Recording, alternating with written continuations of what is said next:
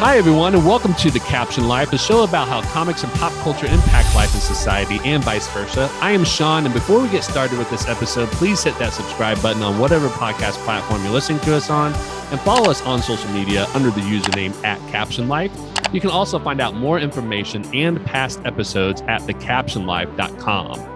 The Batman officially released in the U.S. March 4th after being delayed multiple times. And I don't think it's an exaggeration when I say that this is probably one of, if not the most anticipated superhero movie of the year. It is directed by Matt Reeves and stars Robert Pattinson, Zoe Kravitz, Paul Dano, Colin Farrell, Jeffrey Wright, and Andy Serkis. And as of March 6th, which is the time of the recording, it has a Rotten Tomatoes score of 85% and also 90% audience score on that same site.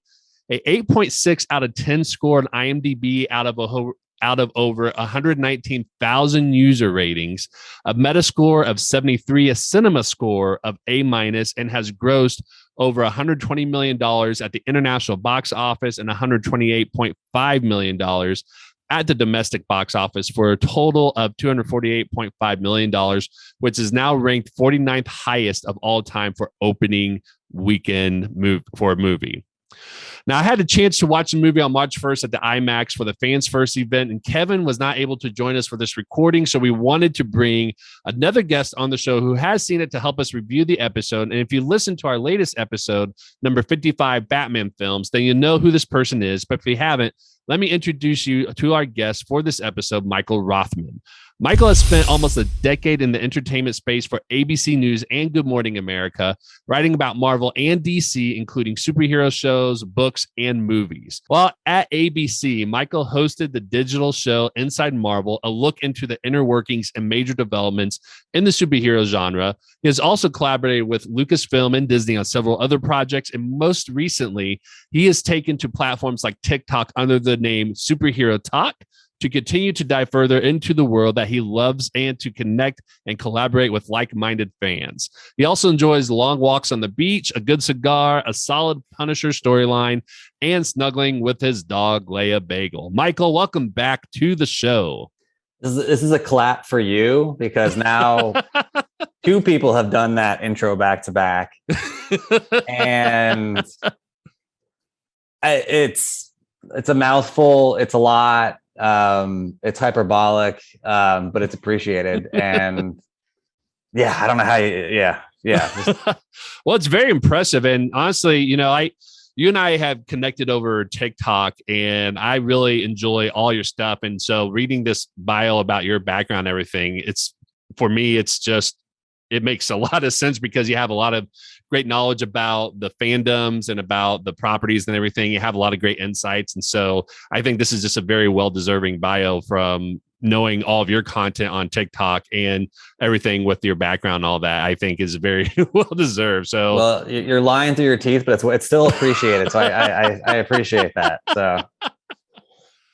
All right. Well, and usually for all of our guests, we ask them about their comic book origin story. But since we already done that with Michael in the previous episode, we're not going to do that here. But if you're interested to know, which is a really cool story, by the way, check out episode 55, which I'll put a link in the notes below.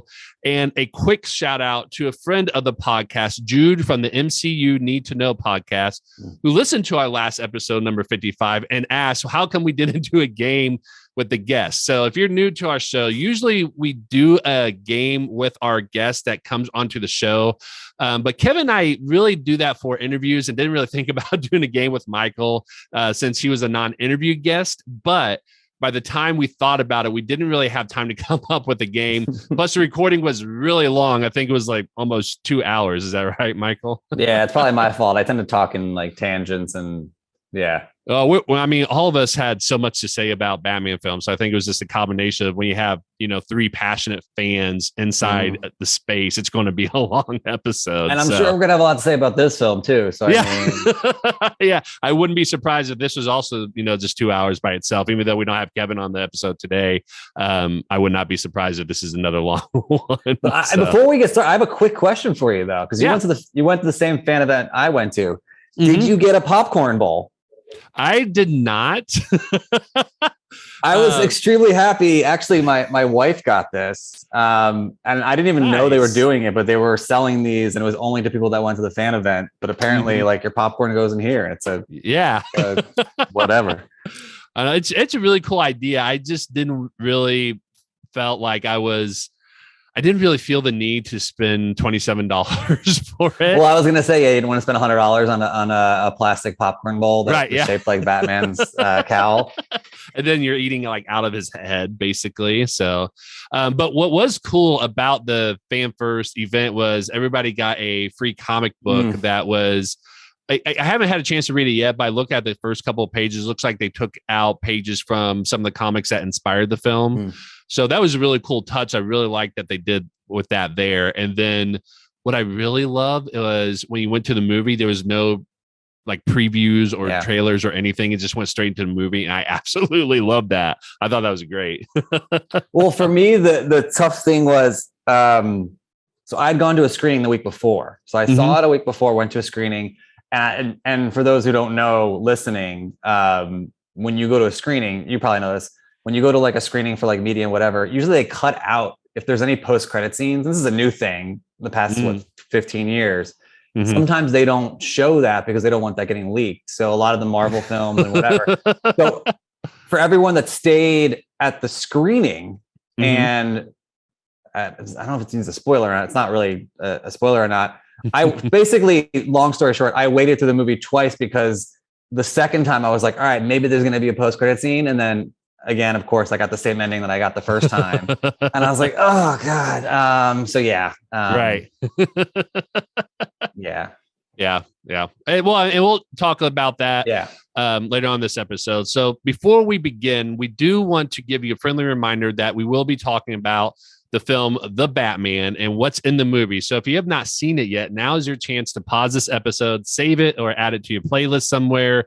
Go watch The Batman, then come back and listen to this episode. Or if you don't mind spoilers, you can continue listening as well. That is completely up to you, but we are now entering the part of the episode where we will be talking about spoilers. So you have been warned. So, all right, Michael. So let's go ahead and just dive into overall thoughts of the film. I want to throw that out to you first and just get your first impression, overall thoughts, what you thought about the Batman and anything you want to maybe discuss. And then we'll go into a deeper dive a little bit later on, but just overall thoughts about the film. Yeah, I'm kind of on par with the world with the consensus from people, right? I think I'd give it like an 8 out of 10. I think the action was amazing. It is really, really long. I don't know if you felt that. I both times seeing it, I definitely, you feel it. Like, I mean, look, it's a 3-hour movie, and I think Endgame was around that same time. But I think with Endgame, the difference is you've been on this journey 10 years, and it's a different movie. It's more light. This is like a dark movie that when it drags, it drags. I thought Pattinson was pretty great. I thought the cast is pretty great. I'm not alone in thinking that Colin Farrell is an absolute like revelation as the Penguin. Like, right. He's found his role. I mean, it's funny because I've been a fan of his for, it's got to be 20 years now, right? Like since The Recruit, which is, for those who don't know, is a really horrible, but I loved it, Al Pacino movie that he's in. It was one of his first ones. Then he did a couple like absolute disasters like Alexander and some other movies. Right. And I just feel like he's always been like underestimated because he's just kind of like this cool Irish dude who is like is a movie star, but never had like a role. Right. And man, he's good at as the Penguin. And then I think Paul Dano was great too. I have some issues that we can get into later on with like, I think a couple of the reveals and a couple of the storytelling things, but overall, I thought it was a really great movie. And I think it's something we can definitely build off of moving forward. And there's obviously going to be a lot to build off of, especially with that ending that we had. So, right. Yeah. I think it was a good film. Yeah. And when you were talking about Colin Farrell, I know the first time I was exposed to Colin Farrell was, that kind of came out wrong, but damn. Hey, he's a really good looking guy. I mean, it's okay. He's super handsome and charming. And I mean, right. Yeah. the first time I saw Colin Farrell was actually in Daredevil when he played Bullseye. And I thought, as somebody who loved Daredevil, but I haven't actually read a lot of comics with Bullseye in it, I really liked his portrayal of Bullseye, but I always was a huge fan of Colin Farrell just in terms of if he's in it, I always thought he did a good job, whether the movie was bad or not. So I will say that I remember when I first heard about the Batman coming out, I was a little hesitant about it, especially when I heard about Robert Pattinson being the star, being the main protagonist of the movie. And not because I didn't like Robert Pattinson as a actor. I actually think he's a really good actor in his own right, and that he does a really good job, especially, I know he gets a lot of flack for Twilight because of the kind of movie it is, but I thought for his portrayal in it, he actually did a really good job of making the character come to life on screen when you read the books. So I just didn't think that he was going to do a good enough Bruce Wayne or Batman when I first heard about that. But again, a lot of people thought about that with Michael Keaton. So I was like, okay, let's give him a shot. And then when that first trailer came out 2 years ago at the DC fandom event, I was hooked. I was like, this looks amazing. Let's definitely give it a shot. And I think everybody felt like that as well too. So I was able to write a review for it for Comic Watch, which I'll put the link in the review in the show notes as well too. And I know you and I had talked about the movie, and I feel like even after I wrote my review, there's so much that I didn't include, and it's a pretty long article that I feel like there's just a lot that you could put in there. But I really like the fact that this is a different kind of movie from the other ones that we've seen, because it's definitely has a lot more of the crime noir film aspect. But the story, the cinematography, I thought was also stands out as a work of art as well too. I thought Matt Reeves did a great job with the story and with the use of, framing for the scenes and the use of colors, which we'll talk about that a little bit later, and the shadows and stuff like that. You had mentioned that it was 3 hours long, and for me, I thought the pacing was actually pretty good, because even though it was 3 hours, I didn't feel like it didn't feel like 3 hours for me necessarily. Like I know it felt long, but I never felt like it got to a point where it slowed, that it felt like it was dragging. I felt that Matt Reeves did a really good job of pacing it out, so that way when it does kind of get into, here's the high action sequence with the adrenaline rushing, and then let's go ahead and slow it down a little bit. I think he slowed it down just enough, almost like a roller coaster, just to kind of give you, a breather or a break a little bit, and then put you back running again as well too. So I thought this movie definitely lived up to the hype, and I don't think it was over exaggerated by any means when people are saying that this is a really well done film for a lot of different reasons. So yeah, I think you put it into good words. Like it was, you were saying the roller coaster thing. It's definitely a ride. And I also felt like it is and I think they've tried to do this a little bit before, where I think some of the Zack Snyder buzz was that, Batman v Superman was going to be very comic booky.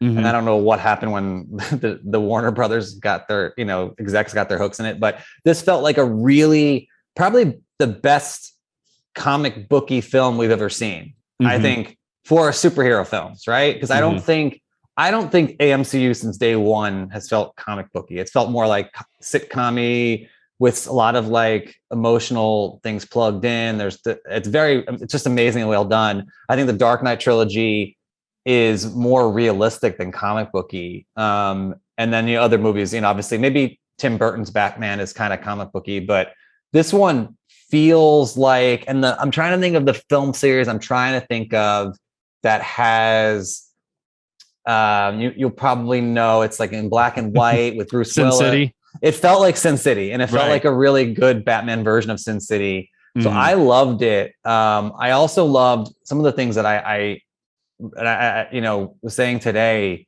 and it took, I like seeing things 2 and 3 times. It takes a while to kind of digest it. I don't think I can see it a third time. 9 hours of Batman is a little much. But something that dawned on me, I felt super awkward twice in the same scene. And then I realized like, oh, that's on purpose. When you like kind of like, oh, that scene made me feel a certain way. And then I saw it again and I felt the same way. The scene, and I'm talking about the beginning when he's like in the crime scene for the mayor's been murdered, and like Matt Reeves, and you talk about like the framing and the colors and the shadowing. It's like basically focused in on his boots, like his combat boots. And you can hear like the slow creak. And I just felt so awkward and weird. And it felt weird. Like, and it just shows how absurd it is to be Batman, but in a good way. Like it does the best job, I think, of any movie prior of doing that, because dude, it's a guy in $1 million suit as a vigilante fighting people in crime. And we've never seen like it really expressed that way. Like even The Dark Knight and Batman Begins, I think in Batman Begins, like, yeah, the police are after him at a certain point, and same thing with Dark Knight Rises, whatever. But from the onset, people are scared of him and more like kind of like in awe of him than calling him like a freak. And I think when you watch that scene, that was the one of the best achievements to me, because it was like, yeah, this is absurd. Like, that's absurd. Yeah. The guy, like, and the lighting is not so dark where he's walking around with cops and you're like, this is so weird. Like he's just sitting there and he's like staring and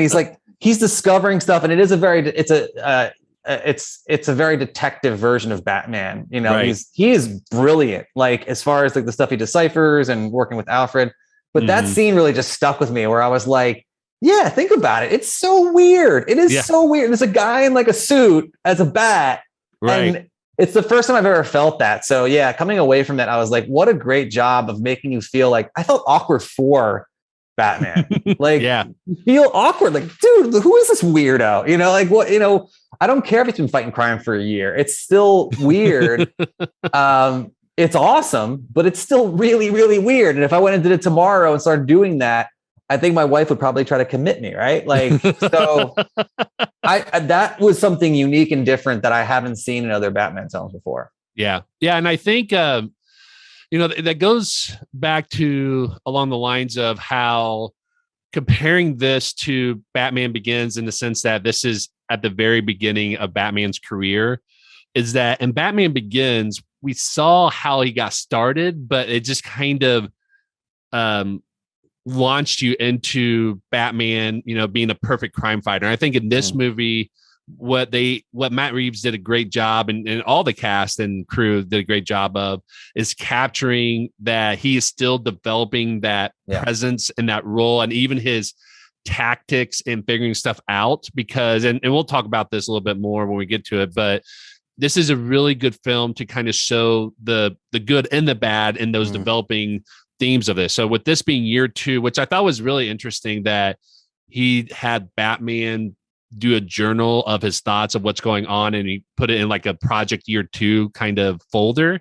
But because of that theme, I think it makes a lot of sense to approach it that way. And to your point, it did feel awkward because people were still trying to figure out what this guy is and what he's supposed to be doing. Like, there's already, first of all, Matt Reeves did a great job of setting up, in the first 5 minutes, the reality of Batman in Gotham City, and how the criminals thought of Batman whenever they see the light, and that they start, shaking in the boots, right? I think no other Batman film has really established that really well. And not even in, Batman, I think it was Batman Begins or The Dark Knight, where, you had villains or thugs that said, this is a little too spooky or whatever.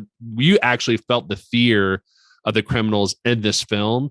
And so I think he did a great job of establishing that, but people were still mixed, either in the media were mixed, and people in the movie and among law enforcement, they were all talking about how they're still not sure what to think about this guy. Clearly, Jim Gordon thinks he's a valuable asset, and so that's why he brought him in and all that. But just like what you said, it was a little bit awkward at first in that opening scene where he goes to the crime scene. But then later on, we get the reveal that I think for me was, let me take a step back here and kind of rephrase it a little bit. I think for me, what was awkward about it is that Batman was lingering over things a little bit too long. And I remember thinking like, this is kind of weird. But when you got to the scene where he finally makes it back to the Batcave, you realize that he was actually wearing a contact lens that recorded everything. And so what he was doing was making sure he captured things long enough so he can go back and review the evidence that he captured and all that, which, by the way, if you're not familiar with the comic books, that's actually something that was inspired by a run called Court of Owls, written by Scott Snyder and Greg Capullo. And it's a fantastic run. that I'm probably going to talk about later in this episode anyways, but there was a scene where they actually show Batman using a contact lens. It was a great way for them to introduce all the characters from the beginning as well too. Yeah. So it made a lot of sense, but it is kind of just an awkward presence. I feel like it establishes that whole awkwardness just to kind of show that they're still trying to figure out that, what to make of all this. And Bruce Wayne is still doing that as well too. Like, he openly says that he doesn't know if he's making an impact or not at the very beginning. And so it's more of a journey or progress that you're seeing develop in the film, as opposed to in Batman Begins. You kind of just dive right into that once he gets his tech and everything. So I agree. You would appreciate this as a Daredevil fan. And it's funny, I have not been able to bring this up because no one else would understand it. The beginning really reminded me of that scene from Daredevil where he basically just beats the crap out of those thugs by the train station, train stop, whatever. Right. And the guy who was essentially the victim that he was saving, he turns to him and the guy's like, please don't hurt me. And it felt literally parallel to the Ben Affleck. I can't even say it. The Ben Affleck one where he's like, I'm not, remember like in Daredevil, he's beating the snot out of somebody. And I think the theme that what Daredevil got really wrong, but Batman got really right. Like the theme that they were trying to set in Daredevil was that Daredevil is kind of a vigilante and kind of doing the same things. And he won't kill anybody, but he wants to really enact revenge. And at some point, it's basically the same scene that, there's a kid who is terrified of Daredevil, which who wouldn't be? I mean, come on.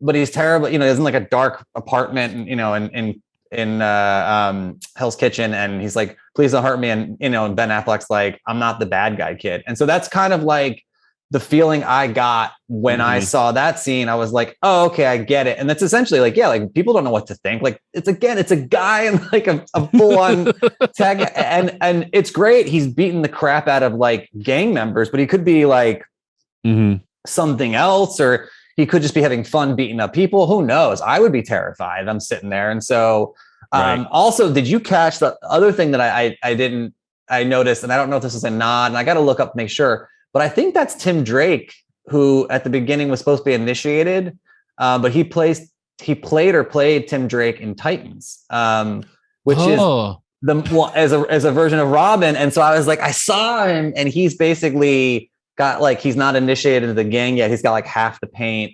And essentially, for those who, well, I guess if you haven't seen the movie, what are you doing here? But please don't leave. But he basically is going to beat up some random victim to get initiated, which obviously is a lot of the stories about that kind of stuff. And I noticed immediately, I was like, I think it's the actor who plays Tim Drake, which is I gotta look that up, which is my mistake, as great preparation, Mike. Well, I haven't seen Titans either, so I wouldn't have caught that. Right. It's a really good show. There's some good things, some bad things. I mean, it's an HBO Max show. Right. It is just another different take, another angle, right? Where it's almost like you have Robin, which is out Nightwing, is that kind of that bad, bad acting like, the Batman we see here, right? Just like, kicking ass and taking names and whatnot. So another good take, but I think that's got to be a purpose plug where it's like really cool. They threw that actor in there for, a quick scene, which I thought was really interesting, but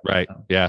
Well, and I'll just go ahead and dive right into it as well too, is that, that would actually be really interesting, because I know there's been a lot of talks about if there's going to be a sequel, and we don't have to do this right now. We can talk about that towards the end of this episode, but if they're going to do a sequel, a lot of people have been really wanting to have Court of Owls as the storyline for a future sequel, which I would absolutely love. And I know in Court of Owls, Dick Grayson actually has a more prominent role in the main villains in that story, or at least a bigger connection. But I wouldn't be surprised if that was the direction they're going with, having Tim Drake in there to kind of maybe retrofit it for this movie in that regard as well too. So, but yeah, so I thought, overall with the storyline and themes was really interesting. This movie was really inspired by, Matt Reeves has said that it's been inspired by the comic runs of Long Halloween, which definitely has that feel.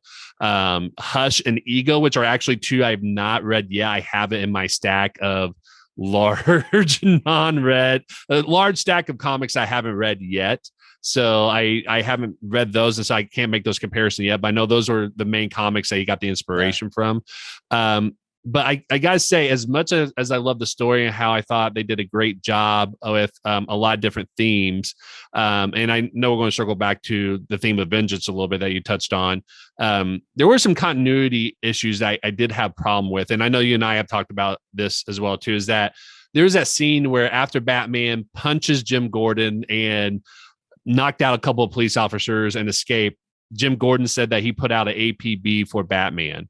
And then later on in the movie, it seems like Batman shows up with the police and they just somehow forgot that was a thing. So I don't know if there was like a deleted scene or what, but I remember thinking at the end of the film, I was like, wait, did they just completely forget that?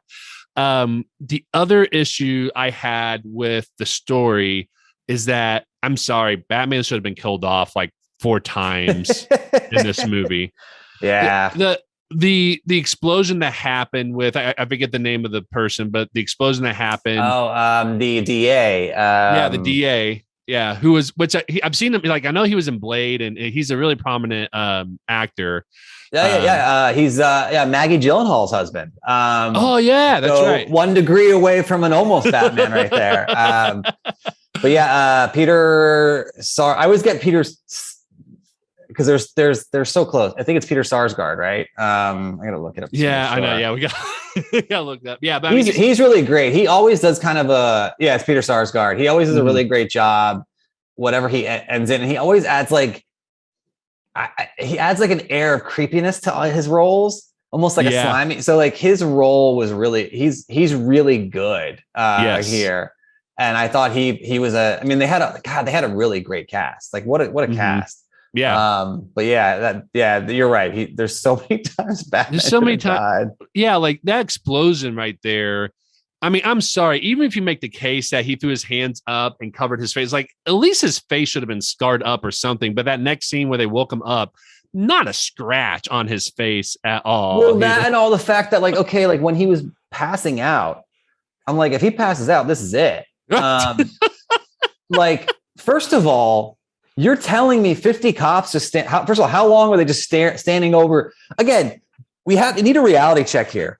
There is a guy dressed up as a bat in a suit, and essentially the cops, aside from Gordon and probably a couple other people who are like, all right, this guy's probably doing some good. Most of the cops are probably offended, annoyed, and this guy is essentially stepping in, doing their job, whatever. You're telling me no one takes his mask comes off 5 minutes after he's there. So then and that was what I liked about, again, look, we can nitpick us. We can still say I think it's a really good movie. You look at The Dark Knight. I love the scene where he's out for like 10 seconds and someone goes to grab it and like it electrocutes him, and then Joker's dying and laughing. Like, that's my guy. Like, right. That's what I thought we were getting towards, where they were going to do something. And obviously they can't copy The Dark Knight, right? So they're not going to do the same exact thing. But there's no way, if this guy's passed out, no one's going to look to see who this dude is. Right. Like, just especially when they transport him back to the police headquarters. There's no way. Great point, because that shows you that he was not out for like 10 seconds, 20 seconds.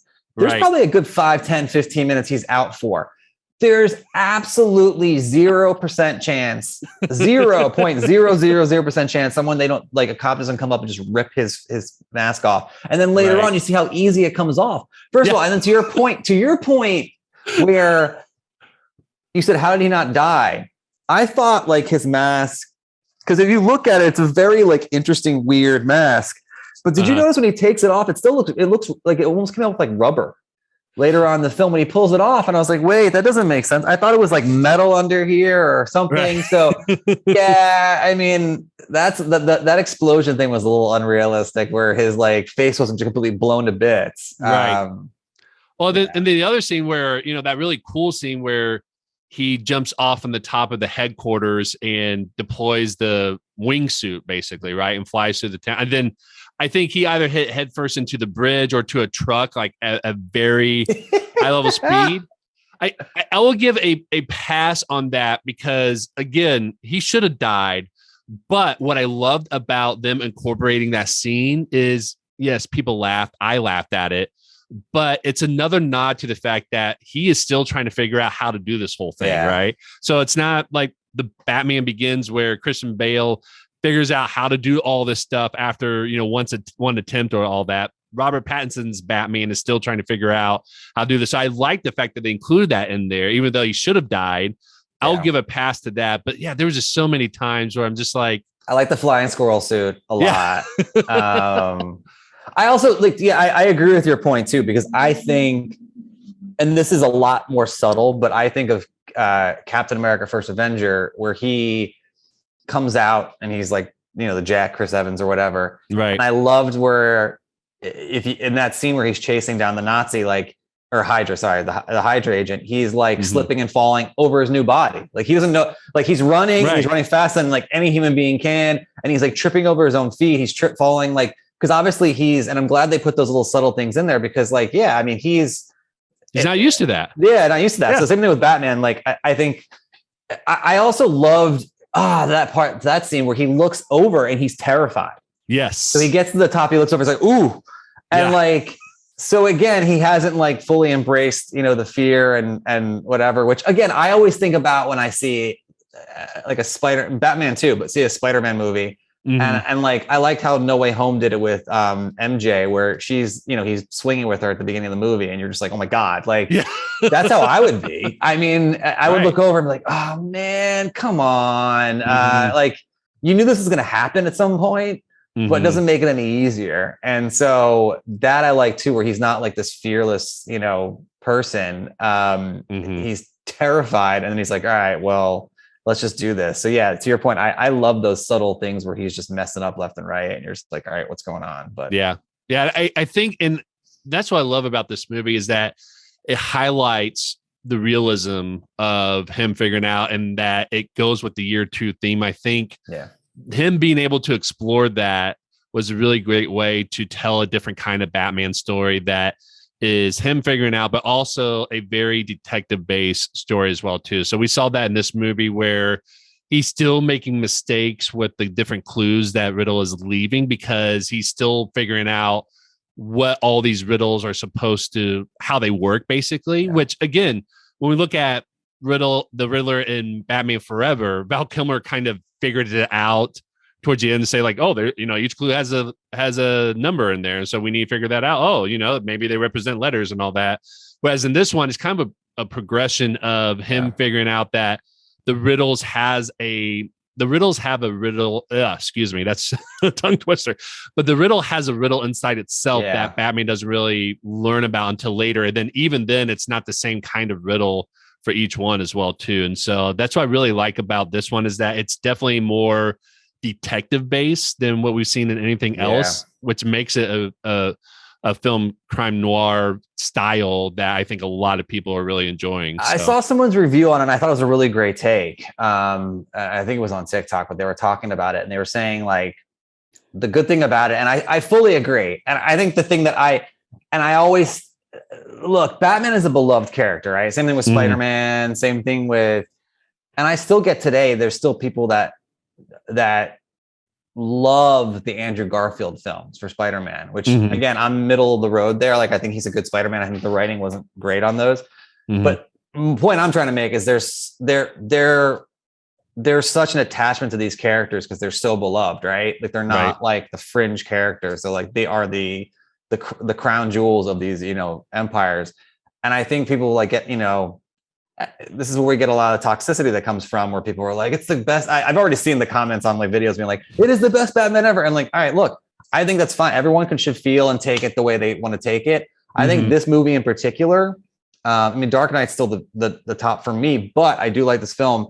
But I also think this film really, it's kind of like a riddle in a riddle. This film really is the epitome of I think it's going to be the gamut. I'm surprised that the ratings across the sites are all pretty consistent because I think some people, and I've seen it with some comments, some people are going to absolutely hate this film. Right. And then some people are going to absolutely love it.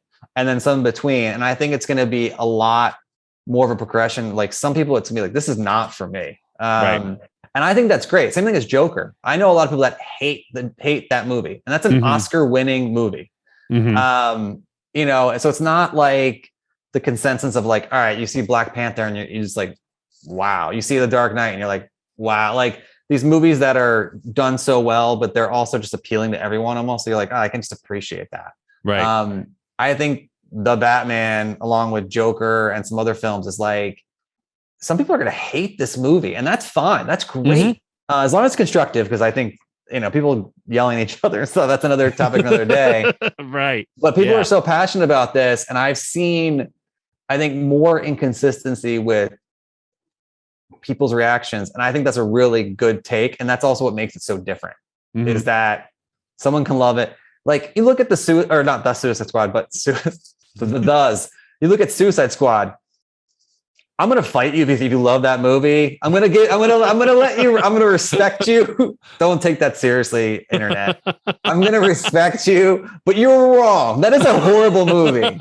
Are we talking about the first one or the first one? The second one I think is pretty solid. Yeah, no, the first one is one of the worst movies I've ever seen in my entire life. But I think this one, I think it's a respect on either way. If someone says like, you know what, man, I did not like that film. I like this and this, whatever. I'm like, all right, cool. And then someone's like, that was my favorite film of all time. I'm like, all right, cool. I think this one's going to be like, it's cool and it's unique and it's different because it is not for everyone, but is really for some people, which I think is really cool too. So I love it and respect it for that, for what it is. Right. Oh yeah, definitely.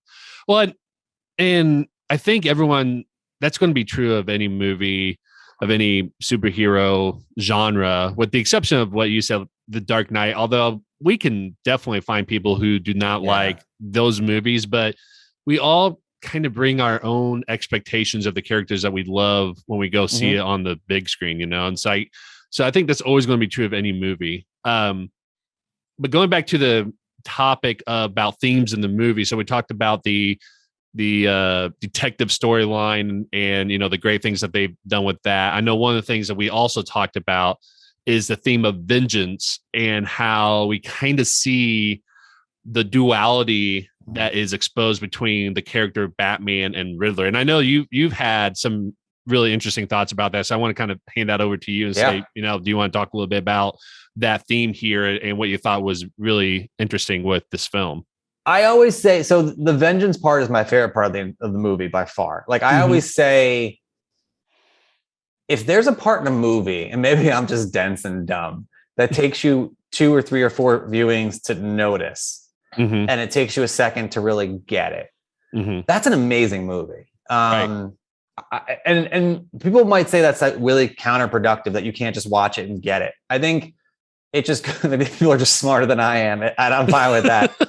I mean, Spider-Man No Way Home, I'm going to have to watch it. I mean, when it comes out, I think it's out digital now. I'm going to watch it again. But it took me a couple of times to really realize like Captain America's influence in there. And Spider-Man going from being kind of like a Tony Stark to a Captain America, and what Aunt May's role in it was. And because the first time I saw it, I didn't like the Aunt May, spoilers, the Aunt May death. I thought it was kind of forced. And then I was like, oh, like it took a while. It just fundamentally changed him. I was like, I don't think he needed motivation, but I guess he did. He's now becoming like the Spider-Man we know and love. And I just thought it was brilliant. This is the one, like it took me the second watching to really understand, again, that whole theme of I'm not the bad guy, where he's wondering like if he's having any impact, what's going on. I love that he's just beating people to a pulp. I think that's awesome. Almost like it kind of reminds me of Daredevil, like the good Daredevil, the Charlie Cox, where I mean, that show is epic, and his evolution along 3 seasons and what we would have seen more. And I'm sure like it's going to be back in some capacity, whether it's a movie, whatever. Right. With him and Kingpin, like there's no really right or wrong. Like Kingpin wants this, he wants, like, it's just like there's such like a, like you said, duality to it. And I feel like that was what happened. And then I love when you're able to kind of like plant a seed and see it come to fruition. And this is a duality too, because I thought one seed paid off amazingly. And I think it was the vengeance, where he's like, I still friggin' love the line, I'm vengeance. But at the end, he realizes like his whole approach to this is wrong, and he's having an effect, and he needs to basically be better, right? Like it's not about vengeance, it's about hope, which I think is kind of a little delving into Superman territory, but I like that, and I think it fits the Dark Knight, where like I need to be a symbol for people to step up and trust me, but also people to do more and save their city as well. So I love the payoff of at the end, you know, the guy, he's like, "Who are you?" And he's like, "I'm Vengeance." And he's like, "Oh, damn, that's affecting people." Like, so he's got to change and evolve. The payoff I didn't like, what you said, the Riddler. I think I understand what they were trying to do with the Riddler and like how it was building up. I think the payoff was kind of blah. So essentially Edward, and I don't forget what's his name in the movie. Because Edward Nashton. Nashton, yeah, I was thinking Edward Nigma. Yeah, not Nigma, yeah. Yeah. But at Nashton in the film, like, and Paul Dano's great too. But you have all these assumptions as he's like doing all these, and it's like this cat and mouse game that is brilliant. Right. And then you find out that he doesn't know it's Bruce Wayne, which I was like, it's fine. But he like hates Bruce Wayne because he was a rich billionaire and he was an orphan and he lived in an orphanage and wasn't treated well. And I get it. Like, look, I'm not knocking any of that. I mean, yeah, I have no experience with that. But for this kind of a film and this kind of gravity, that was the storytelling aspect that I really didn't. I thought there was going to be more of a reveal. His dad's still a good guy. He made a mistake. It wasn't a big mistake. It just fell flat when they started to pull it back. Like they were really putting their foot on the throttle with like his dad had someone killed and this. I was like, oh man, they are really going almost like the Joker, where Thomas Wayne's kind of an ass in that movie, and deserves like not to get killed, but like he is just kind of like not the nicest person. So I that big reveal at the end with like it was the rejuvenation project, or wasn't rejuvenation. The renewal project. Renewal project. Thank you. Yeah. I know someone's going to attack me online and be like, "You're an idiot." I think that reveal, and I think the Riddler, the whole thing, like Bruce Wayne, just kind of fell flat. And maybe I am just spoiled rotten from Marvel movies and The Dark Knight and things like that. But I thought this movie was really, really good, and I was waiting for something better, I think, at the end. It wasn't quite on the level of Martha. Why did you say that name? But when he's just like, it was such like a bait and switch where you're thinking, I thought there was some kind of like, I actually would have liked it if he didn't know who he was and he was like, we're the same, which I think could have had like kind of a cool impact. We're the same because we grew up without any guidance. Right. And look what can happen one way and what happens the other way. Right. It's like, we are in this together. Right. We both want truths revealed. We want to, the sins of our father, all that stuff. And so and in the end, it was just kind of like a pullback, and he's like, he doesn't know. And you see like, Batman's like, ooh, he doesn't know. Yeah. Great. I'm good. Right. Yeah. And then it moves on to the next. So I that was one of the things that I just thought felt flat, and I just didn't love. On the second viewing, I was like, all right, whatever. Right. Yeah. The Riddler in this sense, and I don't want to dive into it too much because I know we're going to do some character discussions a little bit later as well too. But I think in this sense, it was a little bit like Joaquin Phoenix Joker movie, in the sense that it is shining a light on the system and using people to represent that system, right? But going back to the idea of vengeance and everything that you were talking about. So it's funny that you brought up the Daredevil show with Charlie Cox, because that's exactly where my mind went when I was watching this as well too, with the flip side of Batman saying I'm vengeance at the beginning, and then one of the Riddler's followers saying I'm vengeance, because there's that famous line that the Punisher says in season 2 where he says that he tells Daredevil, you're just one bad day from being me, basically. Saying that they're, have kind of the same goal, but going about it differently. And that's exactly what's happening here with Batman and Riddler, especially when you look at some of the other hints that Reeves put in the film as well too. So in the opening, you see from the point of view of the camera, and you find out later on it's probably more likely the Riddler, where he is looking through a pair of digital binoculars looking at what's going on in the mansions of the mayor.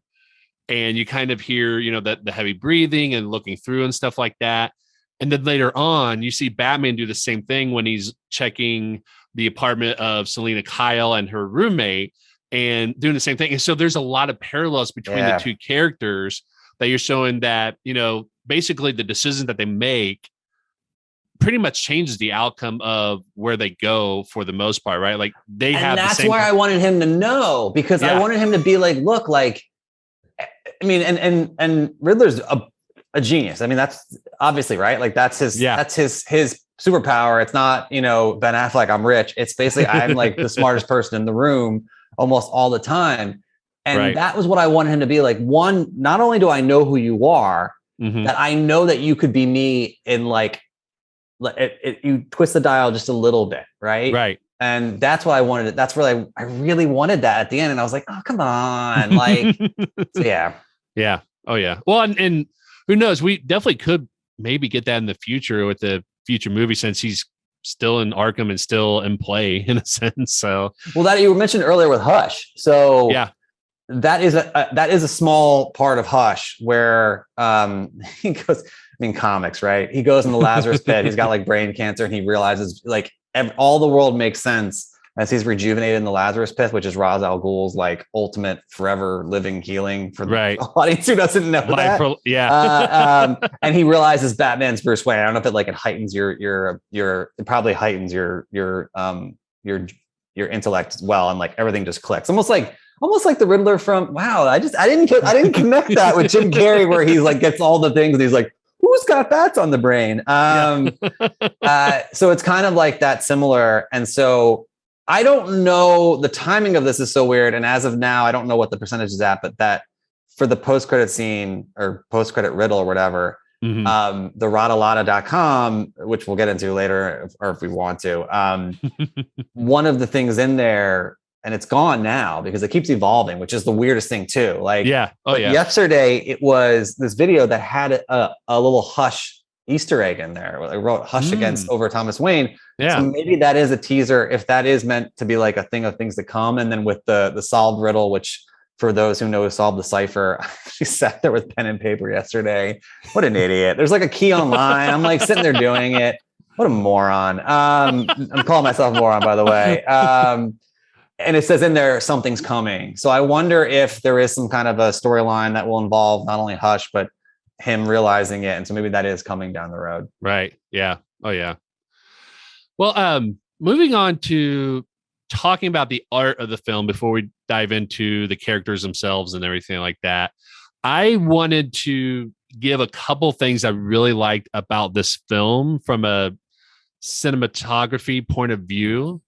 And I have to say, I was really impressed with the use of colors and shadows that Matt Reeves did, because first of all, it simulated a crime noir film very well that you've seen from, inspirations from the 50s and 60s, because when you look at the colors, and I've only seen this movie once, so I haven't really paid close attention to it since then, because again, I've only seen it once, but I remember when I watched the film that a lot of the colors were very flat and monochromatic, meaning that it was just different shades of gray or blacks and whites.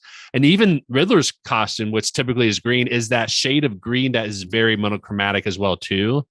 And I think that was a great way to tell the story for two reasons. One, again, it resembles a detective crime noir film, but also it highlights certain visual cues in the movie when you do add color into it. So whenever you see blue and red, that sticks out a lot, especially when you see the red of the dawn rising, in some of the scenes and things like that, right? Where usually those scenes kind of represents a new detail of the storyline or something like that. When the collar was on the DA on the neck, it was blue and red. And so you see that something huge is happening. Even when they introduced shades of green into the film, I feel like it was supposed to represent truth somehow, like what Riddler is trying to do. Because I remember the scene where Alfred was in the hospital, his gown looked really odd. And I didn't know what it was at first because it's kind of like a weird shade of green. But the more I looked at it, more like, oh, it's a hospital gown. But because I was so distracted by the color of green with the shade of it and everything like that. And that was a moment of truth for them, of him telling Bruce what actually happened with his parents and everything like that. I thought it was just a really interesting way. That's a brilliant pickup. I didn't notice that. I only noticed it, I think, after I watched the movie. I just remember thinking like the colors popped out to me for some reason, and just kind of and again, I need to go back and watch because maybe I'm just looking way too much into it. I don't think so, man. I think that's brilliant. I mean, like, it's one of those things where like once you say it, I'm like, oh, like that makes a lot of sense. And I think there's a handful of directors who can do stuff like that, right? And I think Reeves is one of them. I mean, it takes a very smart person to think of all these things. I think quickly John Watts is becoming one of those guys where you're like, who came up with this? Like, just so smart. I think, look, like these themes that are like embedded, and I'm amazed. And the Dark Knights of this day still, like Nolan, I look back and there's things that someone will point out and say, hey, did you notice that? And I'm like, no, I didn't, but that is amazing. Right. So that's incredible. Yeah. I noticed that it was like, again, like the crime noir, tones. I didn't notice the green, which makes a lot of sense. I did notice the dawn at the end, and I thought that was great. Like, especially where like, he realizes he needs to change, and the woman, grabs his hand that he's helping towards the end. And it's like the sun's coming up, and it's kind of like reminds me of the Dark Knight, where it's like it's, with Aaron Eckhart said, like, it's darkest before the dawn. So he like went all night, and now it's like the sun's coming up, and like he's starting a new day. He's going to evolve. He's going to change. And then they go their separate ways. I mean, Catwoman at the end, and like, right. And that was obviously obvious. So I'm not like brilliant, but the color thing, I'm sure there's other things in there too. And that's the cool thing about watching things over and over again. Right. Again, not 9 hours of Batman, but is that I just think it really is. I love that you brought this up and put this segment in there, because I love the fact that like paying homage and talking about the art form that is filmmaking, because right. I mean, people don't, look, we're all armchair quarterbacks, right? Like we're watching these things, we're criticizing, we're saying this, we're saying that, whatever. But I know just from like writing, you wrote a review on this, writing reviews or cutting a video together. There's so many things that go into stuff like that, right? And then to think of like a 3-hour movie and all these little nuances that someone puts in, it's impressive, and it needs to be commended. And no matter who you are, right, except minus a few people, but like I think it's impressive, it's interesting, and I love that aspect of it. I think it's right. Yeah. Now, what did you think of the score and the needle drop in the movie? I love the movie. I mean, not sorry. I love the music. The one thing that caught me was I when I stayed for the credits the first time, I noticed this, and I was like, wait, is this possible? So who thought the Batman score sounded just like Vader's march slowed down, right? The Imperial March, like dun, dun, dun, dun. Yeah. So first of all, I thought the score is great. And I thought, like, I remember like reading years ago, The Dark Knight was all one score, but it was like sped up or slowed down, which I think is incredible. But like, oh wow, yeah. I read an article about it years ago. This one, I love the score, and there's certain moments where the music, I love the club scenes. Like I thought it was, and it helped with the pacing, and I love the tone of the music. But I kept thinking, and I thought about it before I even saw the movie. I was like, this really sounds familiar. And when I was in it, and you're in it and you're submerged, and I'm like, it sounds like a slower, like dun, dun, dun, dun, dun. And then as the credits were rolling, the first time I saw it, it says Industrial Light and Magic, which is the sound stage for Lucasfilm. It's a sound company for and I'm like, wait, did they buy like that? There was a lot of Lucasfilm like and Industrial Light and Magic like credits. Right. So, did they just rent out and rip off the Vader music? Like, is that what they did? Because I find it an ironic twist that a couple Lucasfilm companies are cited in the credits for the Batman. Right. And so I don't know. I could be wrong. It's interesting. But I actually love the music. I love the pacing. I thought it fit really well. I loved, like I said, I loved the natural sound that was in there too. So yes. Yeah. At the very beginning when you hear, and this guy is wearing like probably 40 pounds of like gear, right? Yep. So when he's walking through, and you don't get this in previous Batman movies, when he's beating up the gang and you hear like, don't, and they take their time with it too, right? Yeah. Like, and then, you know, like I said, the natural sound earlier that I mentioned when he's in the crime scene of the mayor's house, and it's like the creepiest, like these black combat boots that are like, you hear the leather like bending as he's walking, and it's just like those little additions I thought were great. That's what I really appreciated the most, because it was just kind of this build up, consistently this build up, and it felt realistic, not realistic in the sense that Batman's here, but like realistic in the sense that this dude is crime fighting, and this is bizarre. Like, and this whole thing is bizarre. And so if it felt the most realistic reaction and feeling of it, like when you're in like, you know, like an Avengers movie, like the first Avengers 2012, I mean, knock on wood that aliens don't invade, like through Loki and Thanos or whatever. But you're kind of like, come on, you know, like it's great, and there's so many details. That's awesome. You don't ever really feel like this is real life. This one felt kind of like, just the representation felt very realistic in the sense that how things are reacting and people are reacting, and some people are terrified. And so, yeah, I loved it. And I've rambled on. No, that's good. No, that's really good. And I have to say, I love the score and the music, the Nirvana song that they use in there, Something in the Way. Love it. I think the only thing, and I'm going to watch it later again. I'm going to watch it again later on this week and pay a little bit closer attention to this. But I felt like those were the only two pieces of music that was in the film, was that score that signified Batman and that song, because I feel like they've used that song multiple times in the movie. And so that was my one criticism of that with the audio. But just like you said, the sound effects and everything that's in that movie was great.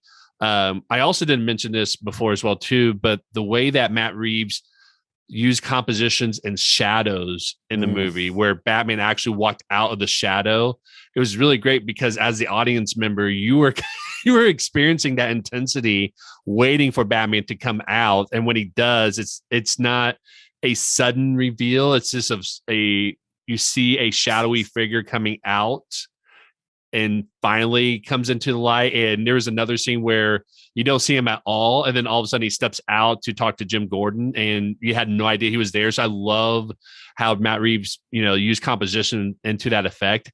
And the other thing that I really noticed, and I don't know if this was what Reeves was trying to do or not, but that scene where Bruce Wayne is at the funeral, and there was a Gotham citizen that was criticizing the elite class and the privilege and everything like that, not realizing that's the Vengeance dude. Yeah. And how he's just talking about that without realizing he was talking to Bruce Wayne. And you see that Bruce Wayne is kind of having that moment of realization when he's saying those things. And then as he's walking away, he looks back at the guy, and the guy slowly fades into a shadowy space. And so for me, it seemed like it was representing truth kind of showing up from like all different corners of the city that Batman and Bruce Wayne is exploring and not realizing, not seeing it until just now. So yes, I think just as a work of art, as a cinematic piece, regardless of it being a superhero genre or not, Matt Reeves treated this as a cinematic work of art. And I think that was really great here. So I saw a lot of response from, I always like seeing what fans are thinking, especially fans of the books, right? The fans that have grown up. And I think I saw a lot of comments from people on all different kinds of platforms where they were thanking Matt Reeves and like also cast and crew, like for creating this world that they like loved and grew up like loving.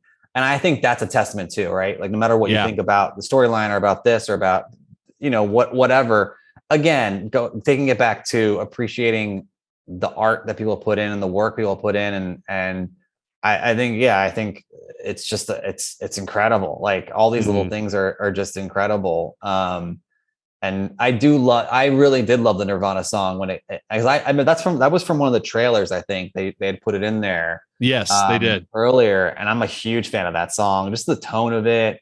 It's just one of the most like eerie, and I don't know, I've always felt this way, and it must be like I must not be alone because like it is one of the most like saddest Nirvana songs for some reason. And I don't know what it is about the tone.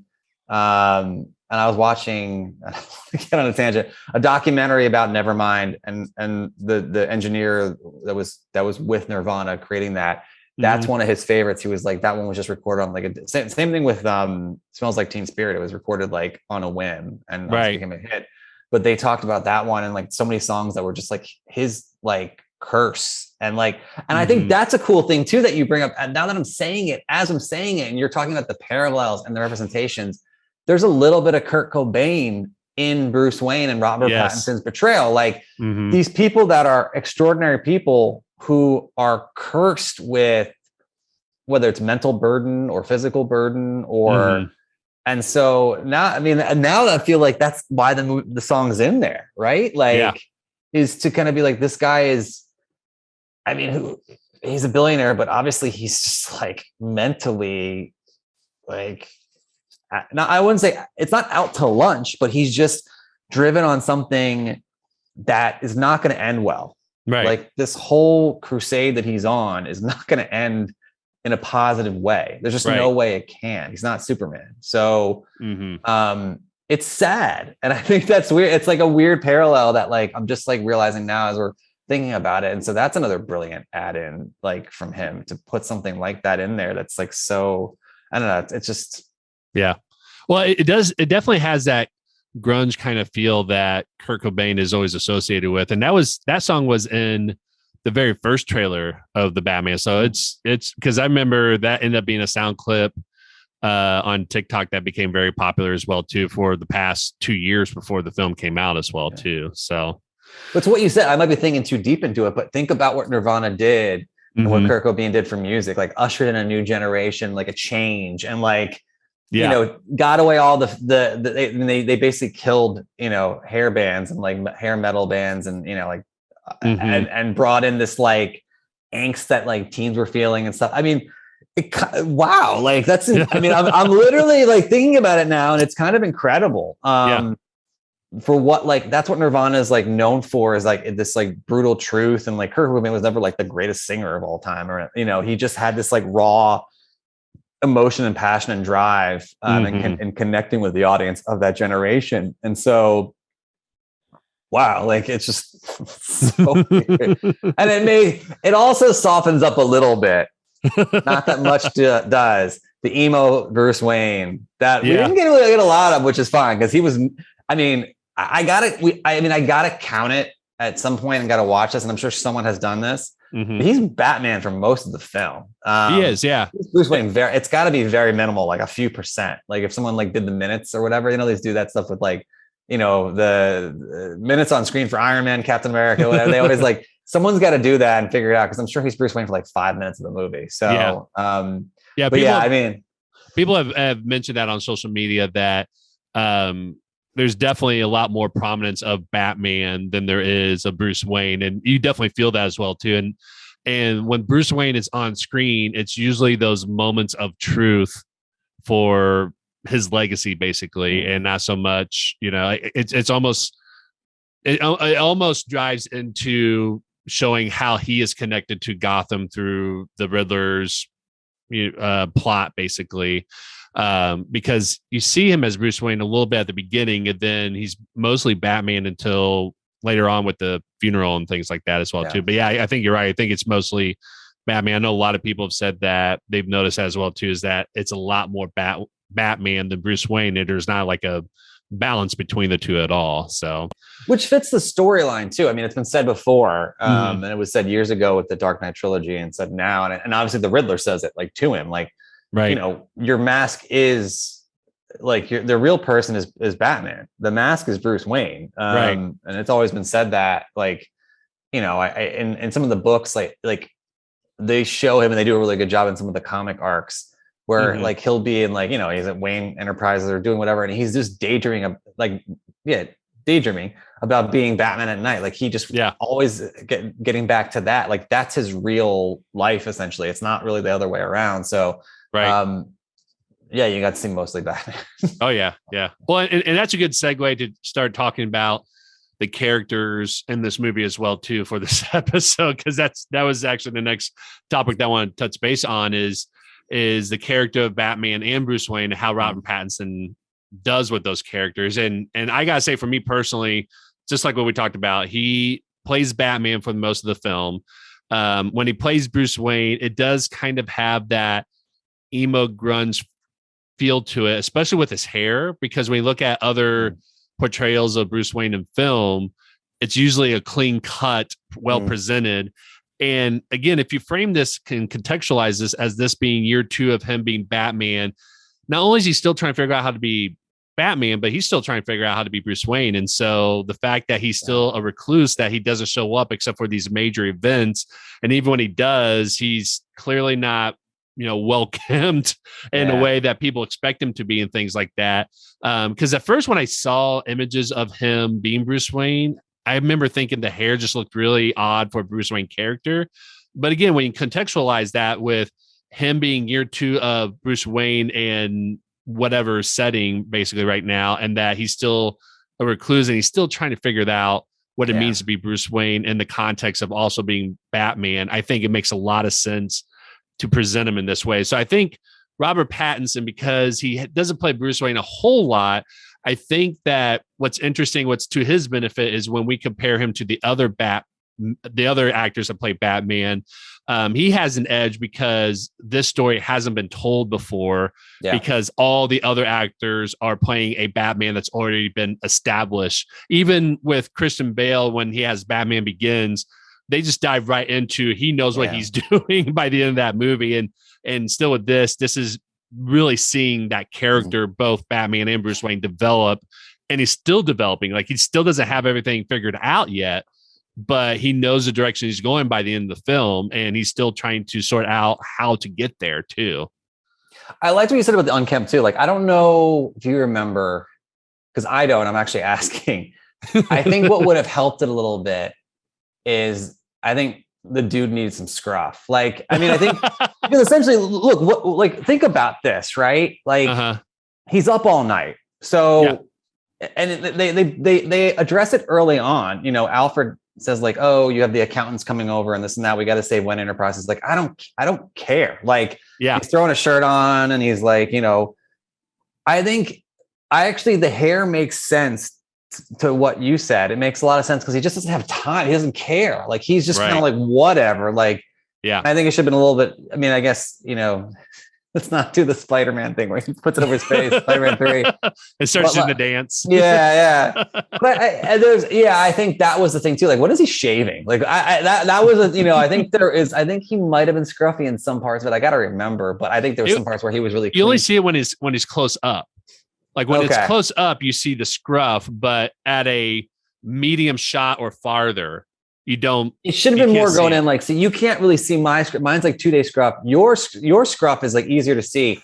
It should have been closer to yours. And I think I would have gotten more of like this, like you said, like this recluse, like guy who no one would guess is fighting crime. And maybe he shaves for it as a way to blend in. So the chin is, I don't know, maybe there may be giveaways. So that could be a thing too. Right. But I think to your point, when you say about the character development, I agree wholeheartedly, where I think of all the different Batman we've seen. So I'm not going to touch on the Godfather himself from the 60s because I haven't seen, I'm not like very well upped in the 60s Batman, and it's a little different than what we're seeing now. But Keaton was the first, and it was unique and did an amazing job of bringing this character to screen. I think the most complete character was Bale, because he was established, and I don't think Batman Begins handles that as well as it could have done. And also, like, again, the flip side of Pattinson when is Bale's Bruce Wayne like combing his hair and getting, putting a suit on? And that doesn't make sense now that we've seen this, where we're like, is this guy popping Red Bull like there's no tomorrow in 5 hours? When does he have time to look like, he looks really good when he's at Wayne Enterprises. He's all like done up and like flirting with women and stuff like that. So that is a little bit of like, dude, when does this guy not die of exhaustion? But I still think he's the most complete, where like, I loved both sides of it. Pattinson's a brand new version that we haven't seen, and I do love his take. I think he was a lot better. And everyone always brings up Keaton, right? As far as like, oh, he's Mr. Mom, and like people like always made fun of him, and like, oh, he's not going to be a good one. But Christian Bale was in Newsies. He was singing in Newsies as a kid, so I think, look, acting is acting, right? Like, I think you think of all these people that some are going to be good, some are going to be bad. I think if anyone who was set up for the most success was Ben Affleck, and he's easily my least favorite. I think his Bruce Wayne, and I think you probably disagree, because I think you liked his Bruce Wayne. I did, yeah, and that's fine. Yeah, I mean, and again, it's art, right? Everyone takes differently. There was things about his Bruce Wayne that I just thought were like so weird. He had Southern dialect every now and then. When he's talking to Clark, he's like, son. And I'm like, is he from like Texas or something? Like, what is going on? Like, I just don't. And I also just didn't love Ben Affleck's depiction. And I know Ben Affleck wasn't like super into it. I think he was like annoyed by all the fandom of everything, which gets me anyway. Obviously his Batman was great. At least that one scene in Batman v Superman, but I do think, to your point, and I've talked way too long on this topic, but I think it's a very unique take. We're going to see him develop, but I do like the flaws, and I do like seeing him, warts and all, where he's just kind of like, whatever. I do like the part where he's putting his shirt on, and you still see like the scars and the hits, and he's just going through it. Why? God knows why. But I think that part I really, really enjoyed and really liked. And I think I want to see that explored more, because it is interesting and weird. Like, it's, like he's at the funeral and like the cop's like, hey, Bruce. And I'm like, why do people care about this billionaire orphan? Like, I don't understand. I still don't understand that. Like in reality, like, so I think it's especially when he hasn't had a lot of public presence too. Who cares? He's got a lot of money. He's not like I don't know. He's not like, it's one thing if like a rich socialite, like, if you have the Hilton stuff, they were going partying and doing all this stuff, and like they were in the limelight. So they were kind of like paparazzi, like catnip. Who cares about a recluse guy whose dad did 20 years ago did good for the city, like, or was going to do well for the city, and didn't get a chance to really take that too far. So that story's always questioned me. Yeah. Well, I think it's because in the movie and in the comics, they dive into this as well too, but definitely in the movie, they dive into the fact that the Waynes was like one of the founding families of Gotham. And so I think it's one of those things where even though he's been a recluse, everybody in Gotham knows the Waynes and I forget the other Arkham's. I love that too. No one's ever touched on that Martha's backstory and namesake is, dude, Arkham Asylum. I mean, come on. Like, that was really cool. And I hope they dive further into that. And that's what I wanted out of this. Like, look, like, I'm a huge fan of Flashpoint. And I wasn't hoping for a completely change of, I don't want a retcon of the books. I know people are, like, some people enjoy a little bit, some people didn't. I did think it was kind of cool, and I liked the fact that Martha Arkham, maiden name, had some problems. Right. And, obviously Thomas Wayne was trying to do his best to protect his wife. And I like that aspect. We've never seen that before. And so I thought that was super interesting. And I would love to dive into it further if possible down the road, if there's some way to, like, expand on that. Cause I think that's fascinating. Yeah. Oh yeah. Definitely. I love that. I wouldn't be surprised if they do too. So, okay. So we talked about Batman. Let's talk a little bit about Selena Kyle, Catwoman here. What were your thoughts about Zoe Kravitz's portrayal of Catwoman? I think she was really, really good. I I always think she always does better than I think she's going to do in everything she does, which is interesting. And so I think she was really strong. I liked her chemistry with Pattinson. Same here. Yeah. And I just think she carried herself really well. And yeah, I have nothing but the twist at the end. What did you think about her being Falcone's daughter? I thought I liked that twist. I saw it coming. Tortoro, like that chemistry was great at the end with him and her, and he was just a beast in this film. But I thought, I don't know if that was something that was drawn from inspiration from the comic books or if it was written for the movie, but I really like the fact that there are these little connections. And again, it makes sense when I think if you run the risk if you make all these connections of all the characters in all the movies all the time. But I think this makes sense because when you look at how society can be, especially in a city like Gotham, and you have, the elite or the higher ups the way they are, it makes sense that they are touching these things, a lot of different ways. And so I think it was really interesting, and it adds a nice little touch to some of the groundedness, I think, of Catwoman, Selena Kyle's background and history and how she's all connected to this, and that it's not just, she happens to be there right moment, right time type of thing, but it kind of makes sense. And even though she revealed that part, I feel like there's still a lot more mystery to who she is as a person as well too, because now we know kind of a little bit about her upbringing and her biological parents and things like that, but we still have a lot to tell about what has happened since then, since the passing of her mother and where she's been this whole time as well too. So I think there's still a lot more story to tell about her. Yeah. And I also, it's also, if you think about it, she's an orphan. So I think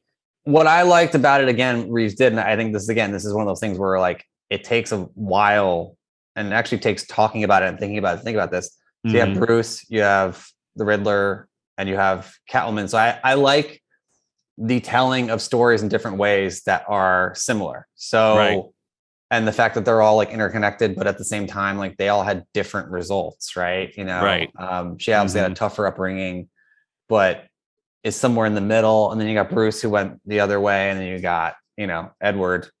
His last name, I want to say Enigma, that he went the other way. So I think that's really cool. And that was obviously done purposely to show the different outcomes.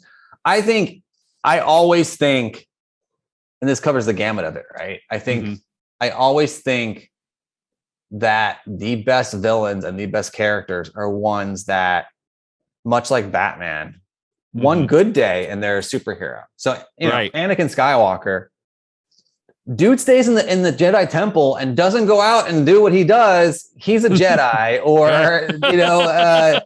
I like thinking about the what ifs of those things too. And I think the same thing with like Edward. I mean, he could have gone down the right means, the right path, and I think Catwoman kind of toes that line. And so I like.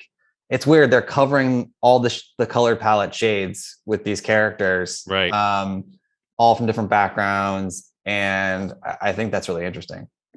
Oh yeah, definitely. But and one other thing that I'll touch about Catwoman that I think is really interesting, that's subtle, but I think also goes along the line with the style of the movie as well too, is that when you look at the different Catwoman that we've had, so we have Michelle Pfeiffer in the Batman Returns, we've had Anne Hathaway in The Dark Knight Returns, and this one, I feel like Catwoman is portrayed again as a anti-hero in a sense, but as somebody who is just very skilled at what she does and wasn't looking to be an anti-hero necessarily or have that sort of thing. But what I thought was really interesting is that with this whole film, they ground it so much into reality that it doesn't feel like a superhero film at that, because because again, all the characters that we have so far doesn't have some sort of super level power. Like we don't have a Bane that's using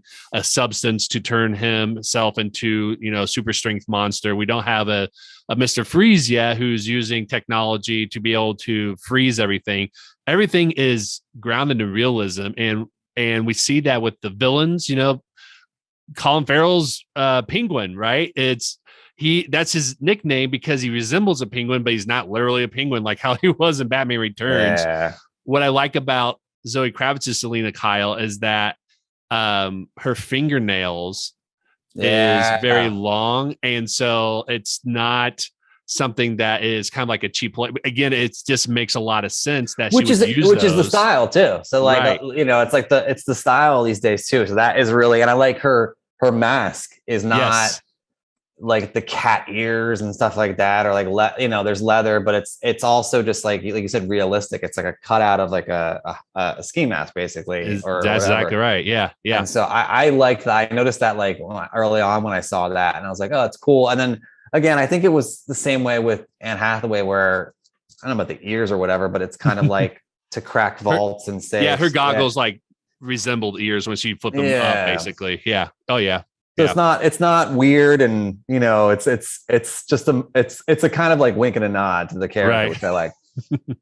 Okay, so let's talk about Riddler, because I know you have a lot of thoughts about Paul Dano, and you expressed them a little bit earlier already. And I'll say this is that with Paul Dano, I remember early on in the trailers they never showed his face, and I was really curious about that because part of me was thinking, are they actually misleading us that this isn't the Riddler, but somebody else? Is he really like disfigured, or what is going on with that? And then when we finally see his face, he's just a normal looking guy that's goofy, geeky looking person with a stupid grin on his face when he sees Batman with his face pressed against the counter there, right? But I thought that was a really great way to kind of hype up the anticipation, because you're wondering what's happening. And then when that happens, what's funny is I didn't really feel let down. I thought it was just kind of interesting of how they did that they never revealed his face. And then when it finally did, again, I think it just goes back to the theme of what we saw later on, is that the Riddler could be anybody that's been in his sort of situation as well too. So that's my quick thought about Riddler. And I know you talked a little bit about Paul Dano and the payoff at the end of it, but in terms of how Paul Dano portrays a character Riddler, and this being a Zodiac killer style versus what we got in Batman Forever and all that, what'd you think of that? I thought it was great. I actually really, again, another one that I thought was, he brought it home. And that's why I was so bummed out with the lack of the payoff, because I think there's like, and it's not level of like Heath Ledger Joker, right? That is just, is out of this world, but it's good. It's really good. And it's creepy. And the way he carried it, and his mannerisms, and the way he, like, his inflection, and like when he does go, like there was literal moments during the film where, like, you jump back a little bit, where he's with, like, I think it's the police commissioner, and he's like, he just screams at him out of nowhere. The guy's like trying to get out of it, and he screams at him, and you're like, whoa, like it, you don't expect it. And so I think that was the cool part about his portrayal. And at the end, I liked when they got him in the cafe, which is a nod to that famous painting, obviously. Yes. Which I thought was kind of cool. Another cool thing too, when they got him, I just thought it was super creepy, and he's putting the question, like, I liked, and he's smiling. He sees, I think he's a guy who's fully like enjoying this, and fully enjoying, and he comes from nothing, probably is going to get, they said it was like, he was a forensic accountant or something. Probably not going to be, relevant in life, anyway, and just snaps, and was like, for whatever reason, I just wanted it to be something more, why he snaps like that, whatever. Right. But I thought the delivery and the performance was great, like the breathing. And then even at the end, when he's like freaking out, when Batman's like, we're nothing, like, I liked Batman like triggering him, where he's like, no, like he's losing his mind. He's like, this is not how it's supposed to go. And he's kind of like having like a temper tantrum, which I thought was great. in like a really fun way. The same way the Joker, nothing is serious. And like, no matter what, the Joker kind of just like laughs it off and, is like, whatever. He was just kind of like, wait, why? I'm the smartest guy here. Why is this not working out? I'm so annoyed. I thought I had everything, whatever. And he just like loses his mind. And so I really liked it. And even at the end, like he's in the cell, he's obviously kind of like, and I think the whole thing where he wants to be Batman's friend. and he thought that they were in on it together. Yeah, he's like, I've been leading you this whole thing. You're revealing it. I thought we were partners. Yeah, and I think that's a really cool plug for what we saw at the end, of course, which is obviously a sign of things to come. But I thought, and it's very steady with the character, and I thought Paul Dano did a great job with it. Yeah, like great. Yeah. So I will say this: I agree with all of that 100%. One thing that I am still on the balance about a little bit is that as these scenes were happening when I was watching the film, I felt like I was being taken back to different parts of other Batman genres or medias that we've been exposed to. So with the Riddler, a lot of his crime scenes that we got was kind of reminiscent of what we saw in Dark Knight, right? So, for example, when he posted that video of himself, I don't know if he was torturing, with the commissioner and all that. It's just like the Joker. Yeah, exactly. Which is kind of interesting because I will say this is that in 2008, when the Dark Knight came out, there wasn't social media, at least not what we have now. And so that was something that was sent to the news channel, I think, in Gotham. Whereas this, it totally makes sense for the Riddler to do that because that's what you do now is you post things on social media, try to get a following, try to get your voice heard, things like that. So I think it makes sense for him to do it. I just remember thinking this is a lot like the Dark Knight. And then some of those, reveals of the final problem basically in this film, and that their Riddler has set up to where the whole city gets flooded out and things like that is again kind of reminiscent of the Dark Knight, right? That I also didn't love. I think the whole thing with the chat room where he's got the diehard followers, and I understand what they're doing, and I really think I commend it for.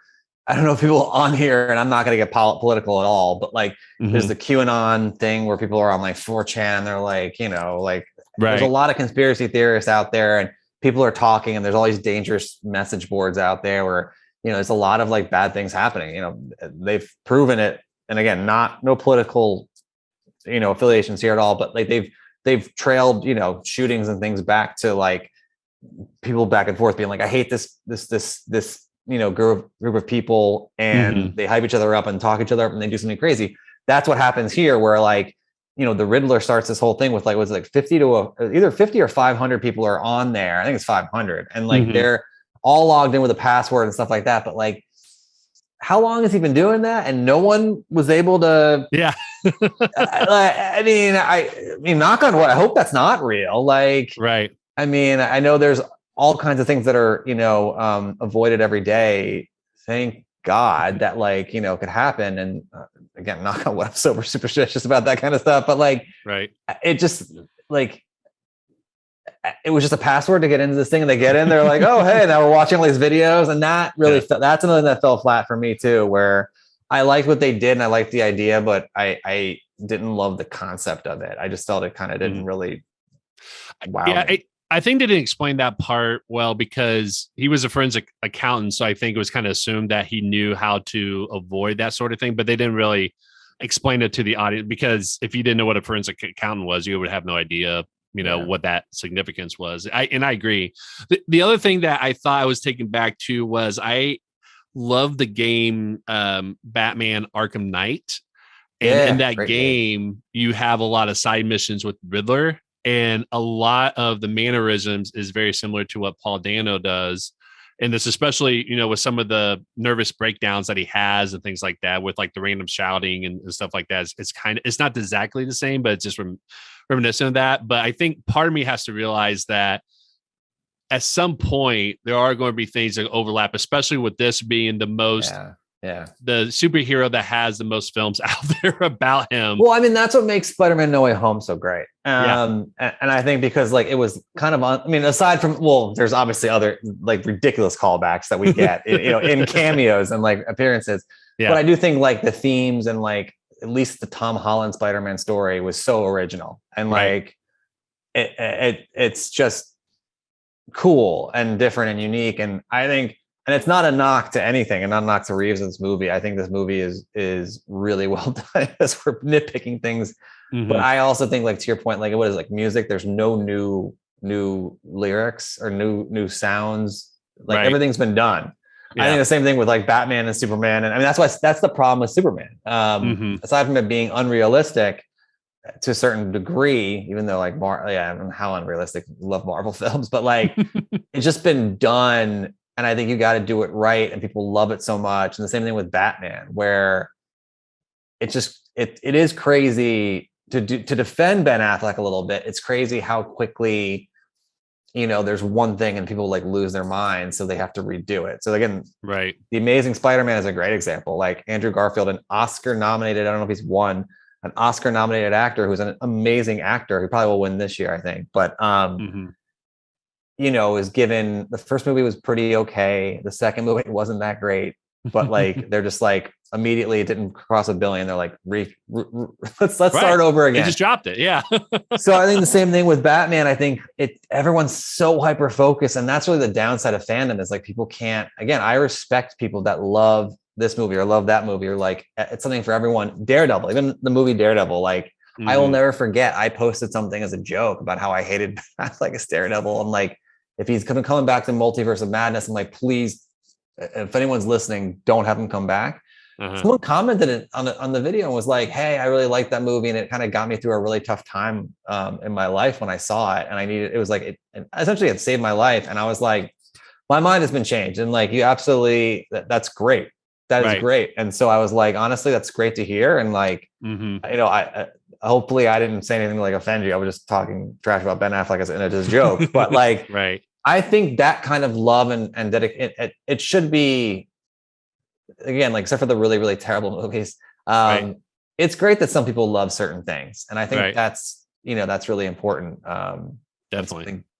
Yeah. Well, and I think that's the great thing about being part of this fandom, or what's potentially great about it, because I know we still have gatekeepers to this day with all this stuff. But I think what is really great is that there's always going to be a film that you'll love because it's a character that you love and someone does it well that you resonate with it really well as well too. And if it's a movie that you watch and you just like, it's not my cup of tea, I mean, there's no reason to bash it. And I say this full well knowing that I bash Batman or Robin all the time.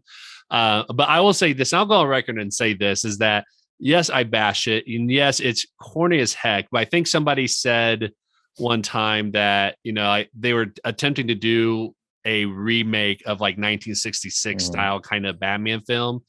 And I think that's what clicked for me is that, yes, there's not going to be films that resonate with me. And I'm still going to say, like, I feel like it's a terrible movie, but I will also be the first person to say that don't let what my feelings about that take away that experience for you. If you love it, if there's like a great memory that you have, or you're like, great, that's great. And I think, and I respect that. And I think that's the thing that I think we need more of, where it's just kind of fun and dialogue and people aren't like ripping each other's heads off because they don't like, whatever.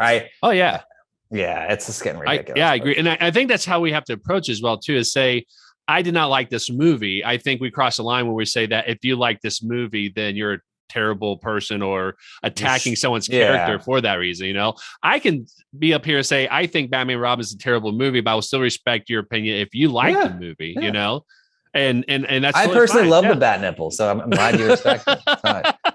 And the Batman Forever credit card. Don't ever leave the Batcave without it. Right. All right, so let's talk about Colin Farrell's Penguin, because I think how long do we have? I mean, know. We gotta, this is probably going to be the longest episode we've ever had, but that's okay because I think this is a really good conversation. And I will say this is that I think it says something when you already have a potential spinoff series of a character from a movie that hadn't been released yet. Yeah. Please. I am begging. And I think look, coming out of it, he was obviously the highlight for me. And it was nice to know. And this is the upside of fandom, right? It was really cool when I was reading all the reviews and reading all the people like making comments, and everyone was like in agreement. And again, I don't have to be in agreement with me, like, right, whatever, like that was just my take, but it was kind of cool where you don't feel alone, and you're like, other people. I mean, the El Ratalata part, like he was the comic relief, but he also was like a lot of the heart of the movie too, where you could tell he was genuinely offended that Falcone was a rat. Like at the end, he's sitting there, and I love how they end it where he's, again, that the long gaze of like people struggling with it, where I don't think the Penguin's he's a gangster, and he's also very different than what we've seen before in a very good way. Like he is, like you said, like much more realistic than Danny DeVito, even though Danny DeVito, great. I mean, Danny DeVito's a legend, GOAT. Oh yeah, it's just a Burton film, so it has to be weird like that. You know? So, I just think it's cool that he's like, there's empathy for this character. He runs his club. He's not a complete, like, terrible person. I mean, obviously he's probably got, I'm sure, murdered a ton of people and whatever, dealing drugs, but like, he's not like, he's not terrible to people. And from what I saw, and defending the Penguin right now, this is hilarious. But like, and like he's shooting at Batman when he thinks he stole his money. That's understandable. That's fine. Right. And then even like, where there's just such like engagement. You just love the character when like him and Gordon are like interrogating him, and he's like, it's the worst Spanish I've ever heard. Like he's really good. And at the end, you can tell like something's coming. And I really hope Colin Farrell appreciates it, and Colin Farrell wants to keep doing it, and the fans appreciate it, and the people in charge recognize it, because it would be an amazing series. Whether it's like, I don't know who is owning this at this point right now. It's all connected. I know HBO Max is the Warner Brothers streaming, and there's like 95 streaming platforms, right? So I hope HBO Max has like, I'm going to make the series. I don't know if you can make a movie about. I don't think you can make a movie about the Penguin. I don't know if it would like really carry like. But I would love to see a series about it. I would also love to see a prequel series about like Thomas Wayne and like, old Arkham / Gotham. But I think he was just great. And I love, and this is like, look, this is my like soapbox, and then I'll be done. This is my TED Talk. Colin Farrell, and this is why I like him so much. And it's the guy that he's easily a guy you just want to go have a beer with, right? I mean, that's right. Hands down. I mean, obviously you have a more romantic connection to him. You were exposed to him and everything. But the reason I don't like Ben Affleck as Batman is, first of all, I was on red carpets and I did interviews. The dude hated being Batman, which no matter what you think, he was always complaining. No one asked for Live by Night. And I'm like, dude, it's Batman. Shut up and cash your checks. But I don't like when people don't appreciate the role. The reason Mark Hamill is so godly is the fact that he leans into it. He leans into it. He does really good things about it. I think Tom Holland is another one, man. Yeah. Just the kid can do no wrong. Like he loves it. There's a video like the No Way Home premiere. He's dancing in the car he's enjoying it. You should enjoy it. You're a freaking movie star. Right. Colin Farrell, like as Penguin, I'm sure you saw the story where he like went to Starbucks as Penguin and ordered a latte. Like that's awesome. And he told the story and he's looking at it and he respects the art of it. But I also just think he's having fun. He's doing an amazing job. And I want to see more of that. Yeah. As wacky and crazy as Christian Bale can be, he did an American accent for the entire press tour of Batman Begins. He didn't break character. He didn't break Bruce Wayne character. Yeah, he was Bruce Wayne the whole time. Yeah, it's crazy. I mean, I respect that, So I think I appreciate that. I hate people that run from this. Like my face sake, Schwimmer, Ross from Friends, hates Friends. I got him for years. The dude hates Friends so much, and I don't understand why. You're like 100 millionaire because of the show. Yeah. Why are you fighting against these things? And it's I want to remember for more than that. Like shut up, stop, like whatever, like enjoy it, have fun. Right. And I know it's crazy. The fandom is crazy, but I like seeing people enjoy it. It makes you enjoy it. And I think that is Colin Farrell, in a nutshell, how I look at this. And I want to see him film a show and have outtakes of him being silly, like we saw from No Way Home, where they're all dancing and doing like prom poses. You want to, as a fan, you want to see that. You need more of that. So I just hope they give him everything that we all want and he wants and whatever. So we'll say. Yeah. I think what's really interesting about the Penguin as a character is that, just like what you said, it seems like he knows that he's a thug. Like, he has no illusions of that at all whatsoever. He knows he's part of organized crime and that he's not doing good in a sense, but he also seems to live by a code of loyalty as well too. And that's why he was so offended about what happened with Falcone at the end there. And just like what you said, with that last scene of him looking out to the skyline, he's also conflicted with what's happening. It's probably going to be a moment of change for him in terms of how he views the world and, how he's been duped essentially by the person that he's been working for. So I think it's going to set up a possibility of how he's going to turn into a more vicious villain than what we've seen before. But I think, to your point about the series and all that, I will say that I've been seeing on social media that they're already talking about a Penguin HBO Max series, I think a Catwoman HBO Max series, a Arkham Asylum, and then I think a GCPD show as well too, that's featuring Jim Gordon.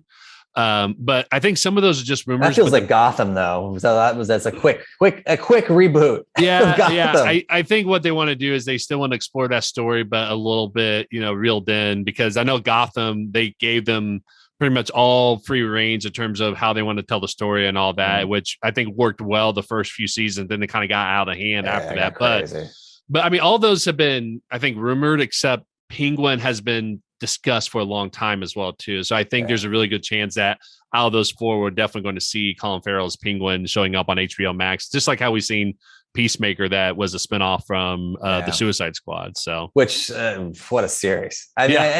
And again, I think that's the beauty of what the time we're living in right now with all these streaming platforms. It's a lot, but I also think there's such now much more opportunity to do these things, right? And I think it's nice to see these side roles that someone can pitch and just go and like, to your point, like someone's going to relate to it. I mean, who the hell knew who Peacemaker was? Yeah. Before, and I saw, look, now as a comic book collector and a fan, I've seen all the first appearances pop up now. People are selling and buying them, whatever. Like, and he's an old character and he's been around for decades. But well, in fact, the comedian from Watchmen was created because I think DC didn't allow.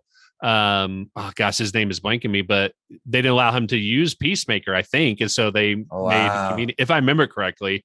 I know there was like kind of a spinoff in that regard, or some sort of connection with that, if I remember correctly. But yeah, it's fascinating. Yeah. So, well, let's do one final character, and then I just want to kind of go into some other thoughts that we have about the film that we haven't discussed, because I know we're reaching up on like almost 2 hours. So I was serious when this is going to be probably a longer episode than what we have. We got to set a record every single time. And then at some point we're going to reach like a 10-hour, we're having like a 10-hour marathon podcast, which will be great. What about Jim Gordon? What did you think about Jim Gordon in this movie? I love Jeffrey Wright, and I think I want that guy to narrate my life. Like, I mean, right. Because no pun intended on saying right. First of all, his Watcher is phenomenal. Yes. He's amazing in Westworld. And I think he's another guy that I've watched for years and years and years that I've as an actor. I remember like the Jean-Michel Basquiat movie that they did, and he was playing, I think he's an amazing actor. I'm a huge fan of his. There was a few things a little overacted. I don't know if you knew, like, if you noticed that as well, or if it was just me, where like a couple of times he was like, it felt a little bit overdone. I think with the Penguin scene, where there was a couple where he would like, and I was like, it wasn't as natural as I liked. I loved his chemistry with Batman. The scene in the police quarters where he's like, you're gonna, we need to get you out of here. And he's like, not if you punch me. And I love that. I mean, and I love that. And I also love, and I haven't seen much backlash, which is really good. I love that he just is. And we've talked about this a little bit off this. The diversity in this movie reminds me a little bit of Eternals. Storyline minus the storyline for everyone out there, where it doesn't define the character. And I know that sounds cliche and whatever, but with Catwoman, with Jeffrey Wright as Jim Gordon, and especially the new mayor who's in there, who I don't think they ever mention her race, which I think is great. Right. And again, that's I don't think kids can see this movie, right? Is PG-13? Yeah, I already talked to my wife. I was like, I don't think our son can watch this. But even for young people are teens and people that go at, like, it's got to be normalized, right? These people are these characters. I'm excited to see, hopefully, a variant Superman by Michael B. Jordan. And you can't touch Bruce Wayne. You can't touch Clark Kent. No one's ever going to do that. But I think, like, it's nice to see, like, Jim Gordon be, and I again, like I said, Jeffrey Wright, I think is, I think I'd give him his role in this one like a 7 out of 10. But I love him, and I was excited to see him as Jim Gordon, and I came away from it being like, that just felt normal. It wasn't forced. It wasn't like, again, it wasn't called out. It was just like, here's these great actors doing what they do. Right. And I think it's going to help fans and people as they like start to, get exposed and broaden their horizons. And now I just sound like a cliche machine, but I was a fan of how they handled it. Yeah. Yeah. No, I think it's, you're right on point. Because I remember thinking that I saw on social media, a couple people, no surprise, did have issues with. There's going to be idiots out there, of course. I know. Yeah. And they're, unfortunately, that's going to be reality of it and everything. But I thought it was really interesting. It's like, for a movie that has nothing to do with race, there's a lot of people who are upset about the race in the movie. But to your point, I think Jeffrey Wright did a fantastic job as Jim Gordon. I didn't see the overreacting the same way you did. And that could be just me like analyzing it. And that's, again, I will take the brain fart fall on that one. That could be me just like over analyzing it and being stupid. There was I think it was the Penguin scene where I just felt that, but like, again, I thought he was good. I love the camaraderie. Right. And so I don't want to be that guy who's like, oh no. Well, and I think the camaraderie is great. And you touched on that as well too. I know that after I watched the movie, I remember thinking, I really want to see the first case they did together that made Jim Gordon have so much faith in Batman to start bringing him onto the scene of these crime scenes, And so I like that in Batman Begins, right? Like when his partner is was it Trask is a complete slime ball. Yeah. And Bruce wins him over and stuff. I love that team building kind of exercise. Oh yeah. Yeah. So I would love to, especially with the because again, it's the whole law enforcement agency is not completely behind them. They're still mixed about it. So the fact that something must have happened for him to have so much faith to be able to do this in front of the whole GCPD as well too. So yeah, I remember thinking that, one, I thought he did a great job, but two, they had great chemistry, and that the fact that I walked away thinking I wanted to see what that first scene was shows you what a great job they did with the acting and the storytelling with this as well too. And we didn't really get that. I mean, to your point, that's a really, really good point. We didn't get that in Batman Begins, right? Like he almost like threatens him in the first meeting where he's wearing like the ski mask instead of the outfit. Yeah. And then suddenly he just wins him over. Yeah. So there's got to be, it would be kind of cool. Like to your point, there's a way to dig in deeper. Maybe he saves his son or saves someone he loves. And he's like, oh, there's something about this guy. Right. But there has to be obviously a hesitation there because, again, as we said from the first minute, it's a dude wearing, tech armor, beating up criminals, which, whatever. But I can't die. Yeah. Yeah, I think also, again, and this is a very quick tangent, but even a scene that I love to what you had said where I love the lighting and the shadows of where the gunfire he's taking on in the club in one scene. He's just like, right. And I can't even enact the way it feels like a Blade scene where he's like the way he's moving or whatever. But I also thought about that later on. I was like, how strong is like a machine gun bullet? Like he's just kind of walking and like not like even like, and these are like just like rounds of like he's just like he's getting just like hammered and he's not even like at point blank too. It's like Superman almost. Yes. Michael, I'm glad you brought that up because when they dropped that scene in one of the trailers, I had posted something on Twitter and said that was something that I was a little bit disappointed in because the fact that he walked up as though he was unfazed by any of that. It's like the law of physics says that you need to at least react to that, especially when in that same trailer, he got shot like almost point blank in the shoulder and he, got knocked back a little bit. Yeah. But in this one, like, again, the lighting, you can't really tell. And I said, it's a super cool scene and I love it. But then if you also put the juxtaposition with the final scene where he gets shot with the shotgun blast and he needs to, and that one, it made sense, but it also didn't make sense where he needs to give himself like an adrenaline shot to get up because Catwoman, is getting beat up or whatever. And but then I was like, okay, but then you're okay. Like, like, it's not like, okay, like what I would compare it to is Logan. Yeah. So at the end of Logan, no one's getting a spoiler alert for this. Like if you haven't seen it, like it's been a while. Yeah. Seriously, do yourself a favor. But at the end, he takes that serum and he goes into like, berserker mode and he's like, just whatever. But as it starts to wear off, he's like, and I'm not going to drop an F-bomb, but he's screwed. Like he's like, like he's getting, he's like one, like the poison is going through his system. And then he's also just like, he's worse than before. And so that was the thing that I didn't understand about the adrenaline shot because I was like, why was he just have the wind knocked out of him? Like with the shot at point blank range. Right. He just like couldn't get up. He was trying to get up, but he was like, whatever. But then he's okay. Like, I thought maybe he had like cracked rib, which he probably does, like broken ribs, like he's like incapacitated, but then he's fine. But then he's like helping people out later on. He's like, Ryan, like I expected it more like a Dark Knight ending where he's like limping. He just like destroyed the cartilage. I would figure he was going to be like, oh, like, and that was what also was like, all right, what did that adrenaline shot do? He was just tired.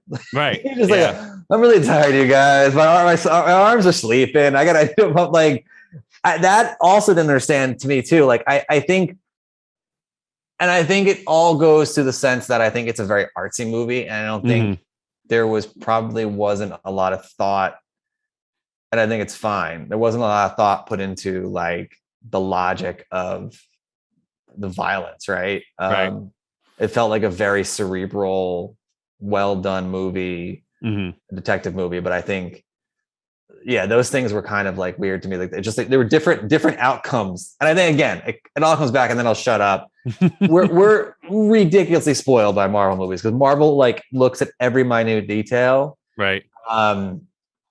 Here, I think if I watch this movie 15 years ago, I'm probably not making the same comments that I'm making today because I'm not thinking about like all the little ties and the little things and all that stuff like that. So I think that probably is a big part of it too. But there's some things that like stuck out and you're like, wait, how did that just happen? So yeah. Well, So going back to my, sorry. No, that's okay. That's okay.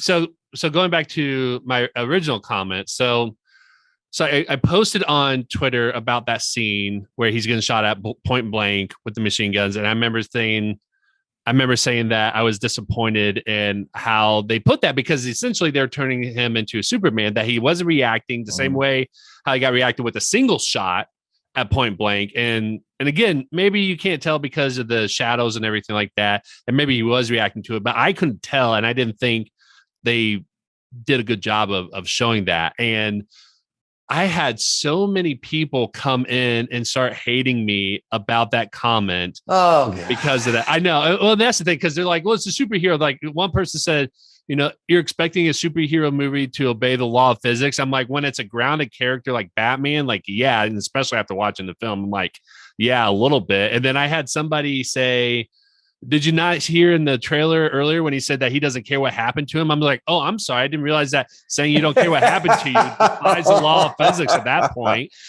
Yeah, it's fine. Just shoot me in the head. It's okay. No big deal. And I'm not looking for like complete realism, but I'm just like, I was hoping they kind of explain what that material was or have some sort of explanation. They didn't. And honestly, it didn't ruin the movie for me. Like, I still enjoyed it. I think it's just one of those things. I was like, I wish they would have done a better job either showing the reaction to it or something like that, just to kind of ground a little bit more realism. But again, he should have died 4 or 5 times. I think on top of what I said earlier, where I was like, look, we're spoiled by Marvel.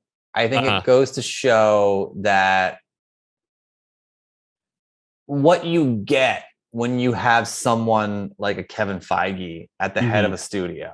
Right. And I think most people know the stories of when he was consulting or he was a producer on like movies like X-Men, and he was like measuring, and they obviously went like lower, but like Hugh Jackman's like hair spikes. And he's like, well, this has got to be, and looking at the details, and someone, and now, even now, I'm sure he catches stuff where he's like, oh no, that's got to be this way. And that's got to be that way. I know this is that way, and blah, blah, whatever. There's very little mistakes. And if there are mistakes, they try to slip them in there and change them later on. And so I think it's a team effort. And I say team, even like at the studio head too. I think everyone's got a whatever. I think Matt Reeves did an amazing job. And I'm sure is it Warner's? No execs even took a second look at that kind of stuff, Right. And so I think it's a team effort. And I think stuff like that's going to fall through the cracks because you don't have, I don't know if we've talked about this in the past before or not, but like, Lucasfilm has the story team, the story group, which is basically making sure all the comics and movies and like the storylines connect in the perfect way.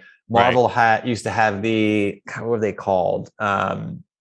They had a similar thing where it was a group that would like the shows and this and that and blah, blah, blah. Like when you don't have that support from start to finish, stuff's going to fall through the crack. I mean, Christopher Nolan is probably a perfectionist. So is Christian Bale.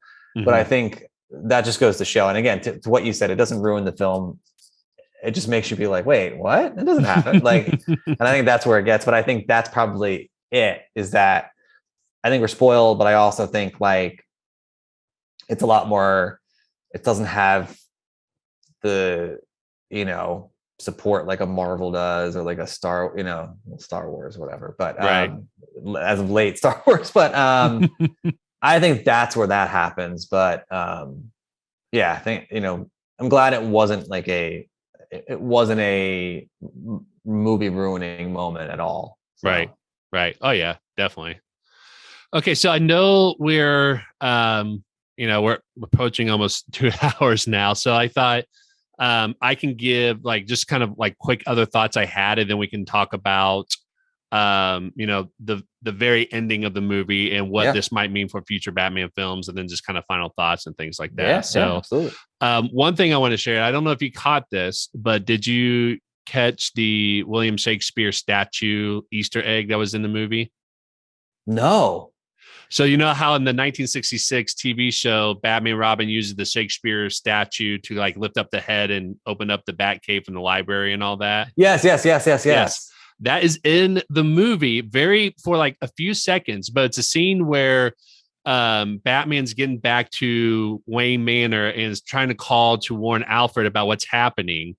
And it cuts to Alfred opening up the mail, and he's off to the right, but off to the left is a statue of William Shakespeare off there. Cool. I thought that was kind of just like a neat little, couple second.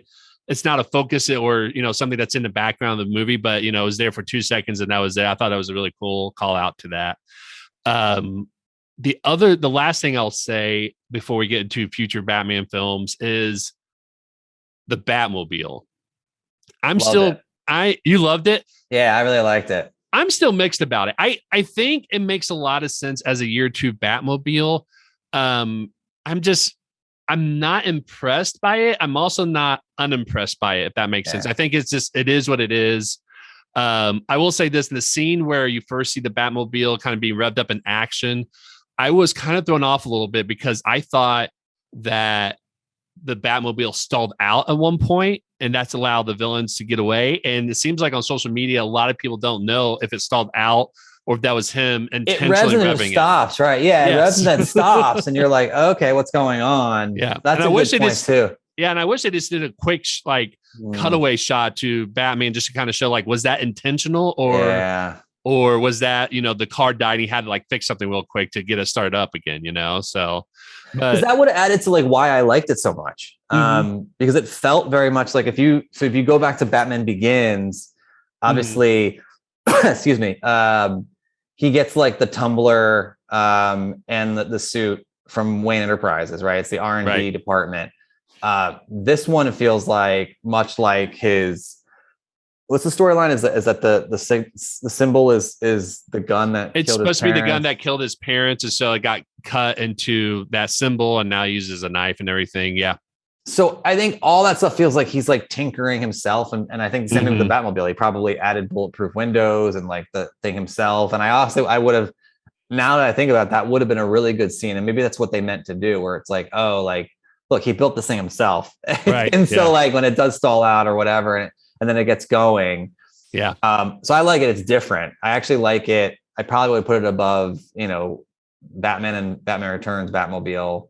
I never was a huge fan of how kitschy that was. I did like the Tumbler. I think the Tumbler was great. And I like this one a lot. It's just more realistic and feels he hasn't gotten, to your point, he's still a work in progress. Right. So I liked it. To what you said earlier, I mean, it's not the Batmobile, but the Bat cycle felt very much pulled from the Dark Knight. Didn't it? It was the same style and it just didn't do that.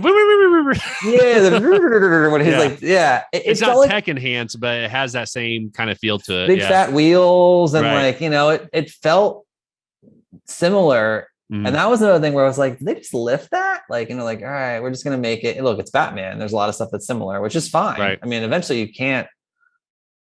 What are you going to do? It's the same character. So, but go ahead. Sorry. That was it. That was all I was going to say. Yeah, that was it. So apparently on social media, I just found out about this, I think yesterday or the day before, but Warner Brothers came out with a Before the Batman novel, which seems like it's written for middle school kids, but a lot of people have been referencing it for a number of reasons. And I guess one of the things they put in the story, and I don't know if this is canonical necessarily, and I think some people think it is. Well, it has a lot of Riddler's backstory, right? I think so. Yeah. And one of the other things that they touch about in this is that Bruce Wayne growing up was actually really into street racing. And so if you add that little tidbit in there, I guess it kind of makes sense, why that style of car and everything like that. But I think it's still one of those things where it's whether they have that detail or not. I mean, again, it didn't really detract from the movie where you're just why is he doing this? Other than, my biggest thing is, as being a son of a car mechanic who's, my father loves cars and loves muscle cars and hot rods and can tell you everything about every car. In fact, when I showed him, the first picture of the Batmobile, I think he, nailed the year and model of the car that it was based from and all that. Part of me was just why would you use a classic car as a Batmobile when, unless you want to make a commentary about how things like this is something that elite people with, insane amount of money don't, really care about the price of things like that either. But I think when, if you put in perspective, street racing, stuff like that, it probably makes a little bit more sense in that regard. But yeah, so. When you say that, it's funny. Now it reminds me of one of the best but also worst movies of all time, the first Fast and Furious. Oh my god! It reminds me of Toretto's the car that scares him, scares him to death. His dad's muscle car that he drives at the end. It's kind of like that, almost but a jacked up version of it, essentially. Oh yeah. So. Okay, so let's talk about that end scene that I know a lot of people has probably been talking about on social media. I haven't seen a lot of people mention this yet, but I think it's because we get a lot of people who are trying to avoid spoilers for people. Yeah, which is nice. But we did get a little hint at Joker being in this universe. And I want to get your take on it and see what you thought about that reaction. First of all, do you know who supposedly is playing Joker? Yeah, Barry Keoghan. Is that I'm pronouncing that right? I think that's how you pronounce it. Yeah, from Eternals. Yep, that's it. Yep. So that's great. I mean, look, he spoiled his brother spoiled that like months ago, right? Like or years ago. Like I think he said something like, "Oh, I'm so excited about." Like it said something and it was deleted, and then people like tried to broach it with him, and he was like, "I can't talk about it." So I like the casting. I think he's it's like kind of like an unknown, and it seems like they're doing a different take.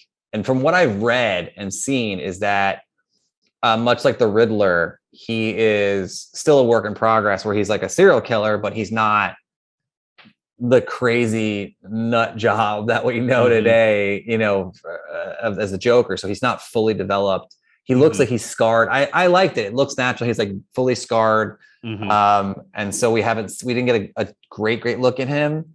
My hope is that he's not going to be in like the next film. I don't know if we were talking about this or it's someone else that like we were. Yeah. I really hope that they and you can't, I don't want to say they want like Thanos him, right? Like I hope they tease him for a little bit because one, we've gotten it so much. Same thing as Batman. We've gotten the Joker so much and it's such a big shoes to fill. I would like to see them take their time and develop some kind of storyline where I think there was you that mentioned it. Like when we got Bane and we got, in the Dark Knight Rises, the original Bane storyline is a fantastic storyline. And I would love to see the Joker kind of take over a similar storyline of that, where the original Bane storyline is, for those who haven't read the books, like he releases basically every one of Batman's arch enemies, and Batman just gets exhausted, like putting these people back at Arkham. And then eventually Bane, once he's like done, like exhausted, like needs to go sleep and shave and shower and whatever. Yeah. Bane just beats the crap out of him and then breaks his back. I would love to see, because again, like physically, obviously, like the Joker can't handle, and it's been nice to see him in the past, whatever. He's a mastermind, right? I would love to see them build it up where he like builds his almost like villainous Avengers version, and 2 or 3 movies down the road we see him just set Gotham ablaze, and like Batman's just like frantically at this point more established, and something like that where it's him with the chess pieces. So we'll see, but I don't know, they might want to cash in a quick payday and bring the Joker back in the next movie, but I really hope they fight that urge and wait a little bit. Right. Yeah. When I was watching it, what was really interesting from my experience is that when we realized who it was, there was a loud audible groan that came from the audience. And I think it's because people are, I don't know if they're just like, if it was like a groan or if it was like a, oh my gosh, like gasp type of thing. Yeah. But I think I interpret it as a groan because I think people are just like, we get the Joker story like so many times now. And in fact, you probably have him just as much as Batman. But to that end, I will say you and I did have this conversation on TikTok because that's exactly what I was thinking. It was, I would be okay with them introducing the Joker if they just, and I actually said Thanos, in that they tease the Joker at the end of every subsequent movie to just kind of show him, setting up mass chaos for the final film. So that way, whenever the final film's wrap up is for that series,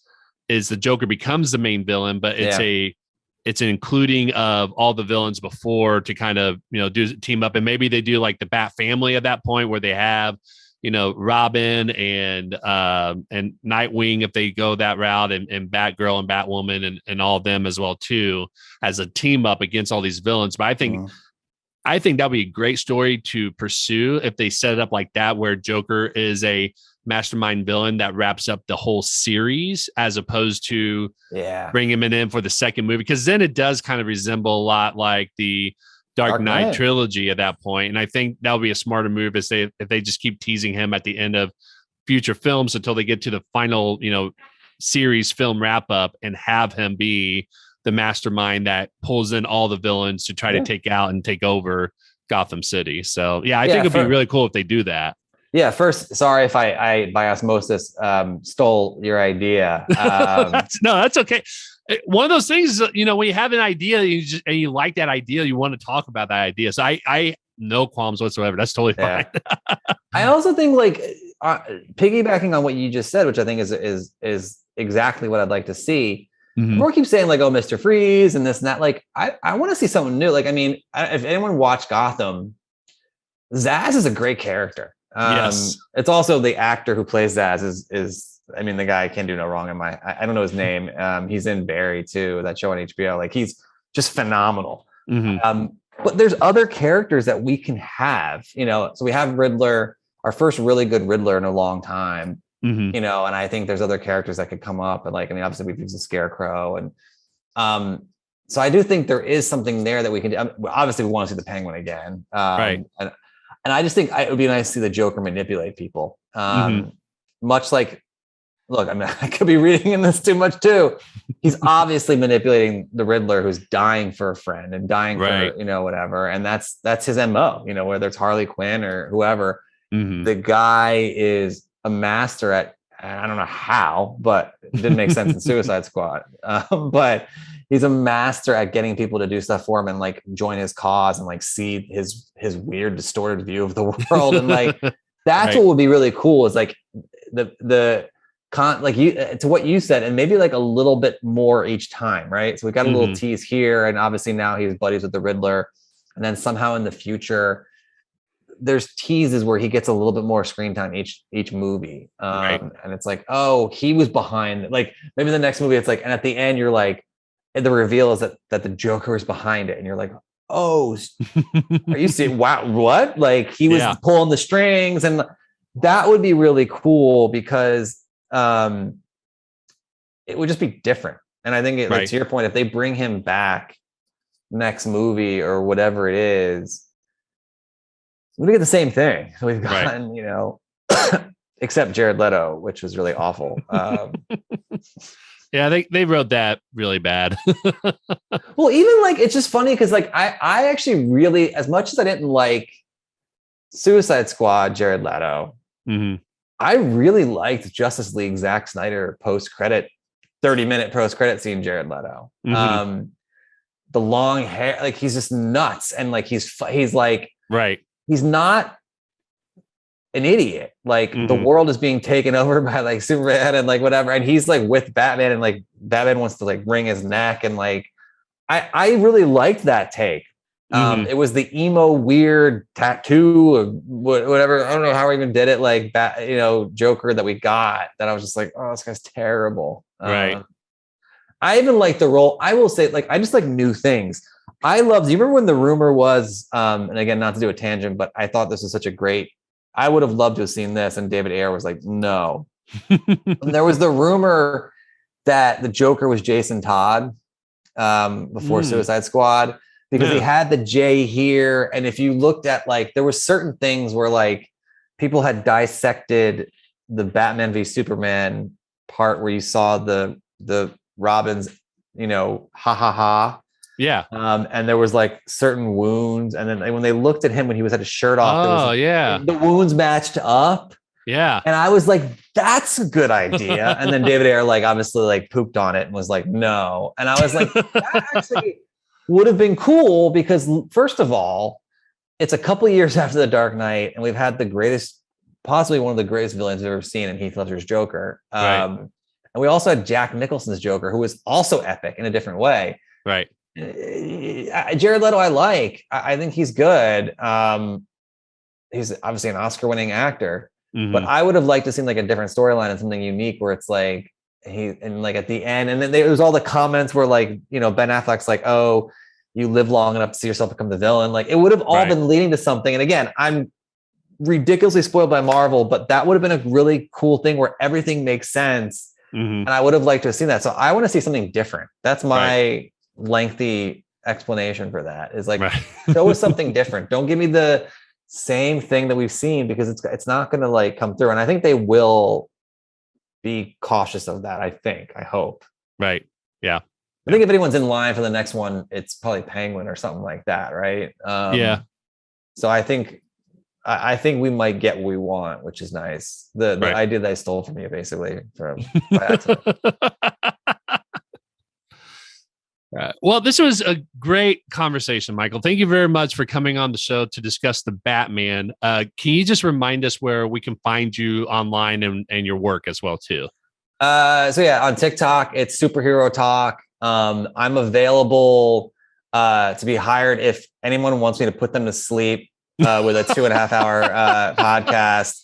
Oh, so that's a new venture I'm gonna start doing. Is that like, look, just call me up, pay me by like the hour or the minute, and I will literally sit on the phone with you and just talk to you about different things. So I hear you snoring, and then I'll hang up. It's like, obviously whatever. But yeah, no, all jokes aside, yeah. Twitter is, there it comes again, the real Rothman at Twitter, that really embarrassing handle. And then yeah, TikTok is Superhero Talk, and then and that's pretty much it that I'm active on. But yeah, this has been a pleasure, man. As always, it's a blast, and hopefully I'm not adding gray hairs to you by talking in tangents and rambling for hours on end. No, honestly, when you have a good conversation, it goes this long. It's I think we all love to have people that we want to talk about this sort of thing with, and Kevin and I have both talked about like how we do this with each other all the time because we don't have a lot of friends that geek out the same way that we do. So we love doing this. So you are more than welcome to come back on the show anytime. Well, if so, I will take you up on that, because I just love talking about this stuff, and I also love like learning. I think that's the beautiful thing about it, is like I probably learned about 4 to 5 amazing things about the Batman that you noticed that I didn't notice. Well, and same that's here. The cool thing about it. That's really the cool thing about this stuff, is that, and I'm just glad we live in an era right now where like all this stuff is prevalent. And I hope it stays prevalent with other things. It's just fun. It's just a blast. I agree. Yeah. No, and I think you're right on with that. Is it's nice to be able to talk to other people and notice other things that, or have people notice things that you didn't notice, and you're just able to put it in different light. It's like, oh, this is really cool, and being able to have those conversations that we didn't really get to have when we were younger. So yeah. And that wraps up another episode of The Caption Life. We hope you enjoyed listening. Don't forget to smash that subscribe button on whatever major let me try that again. That wraps up another episode of The Caption Life. We hope you enjoyed listening. Don't forget to smash that subscribe button on whatever major podcast platform you're listening to us on. You can also follow us on social media under the username @CaptionLife. And if you like what we're doing, give us a shout out and tag us in your post. For more information about us and all of our previous episodes, visit thecaptionlife.com.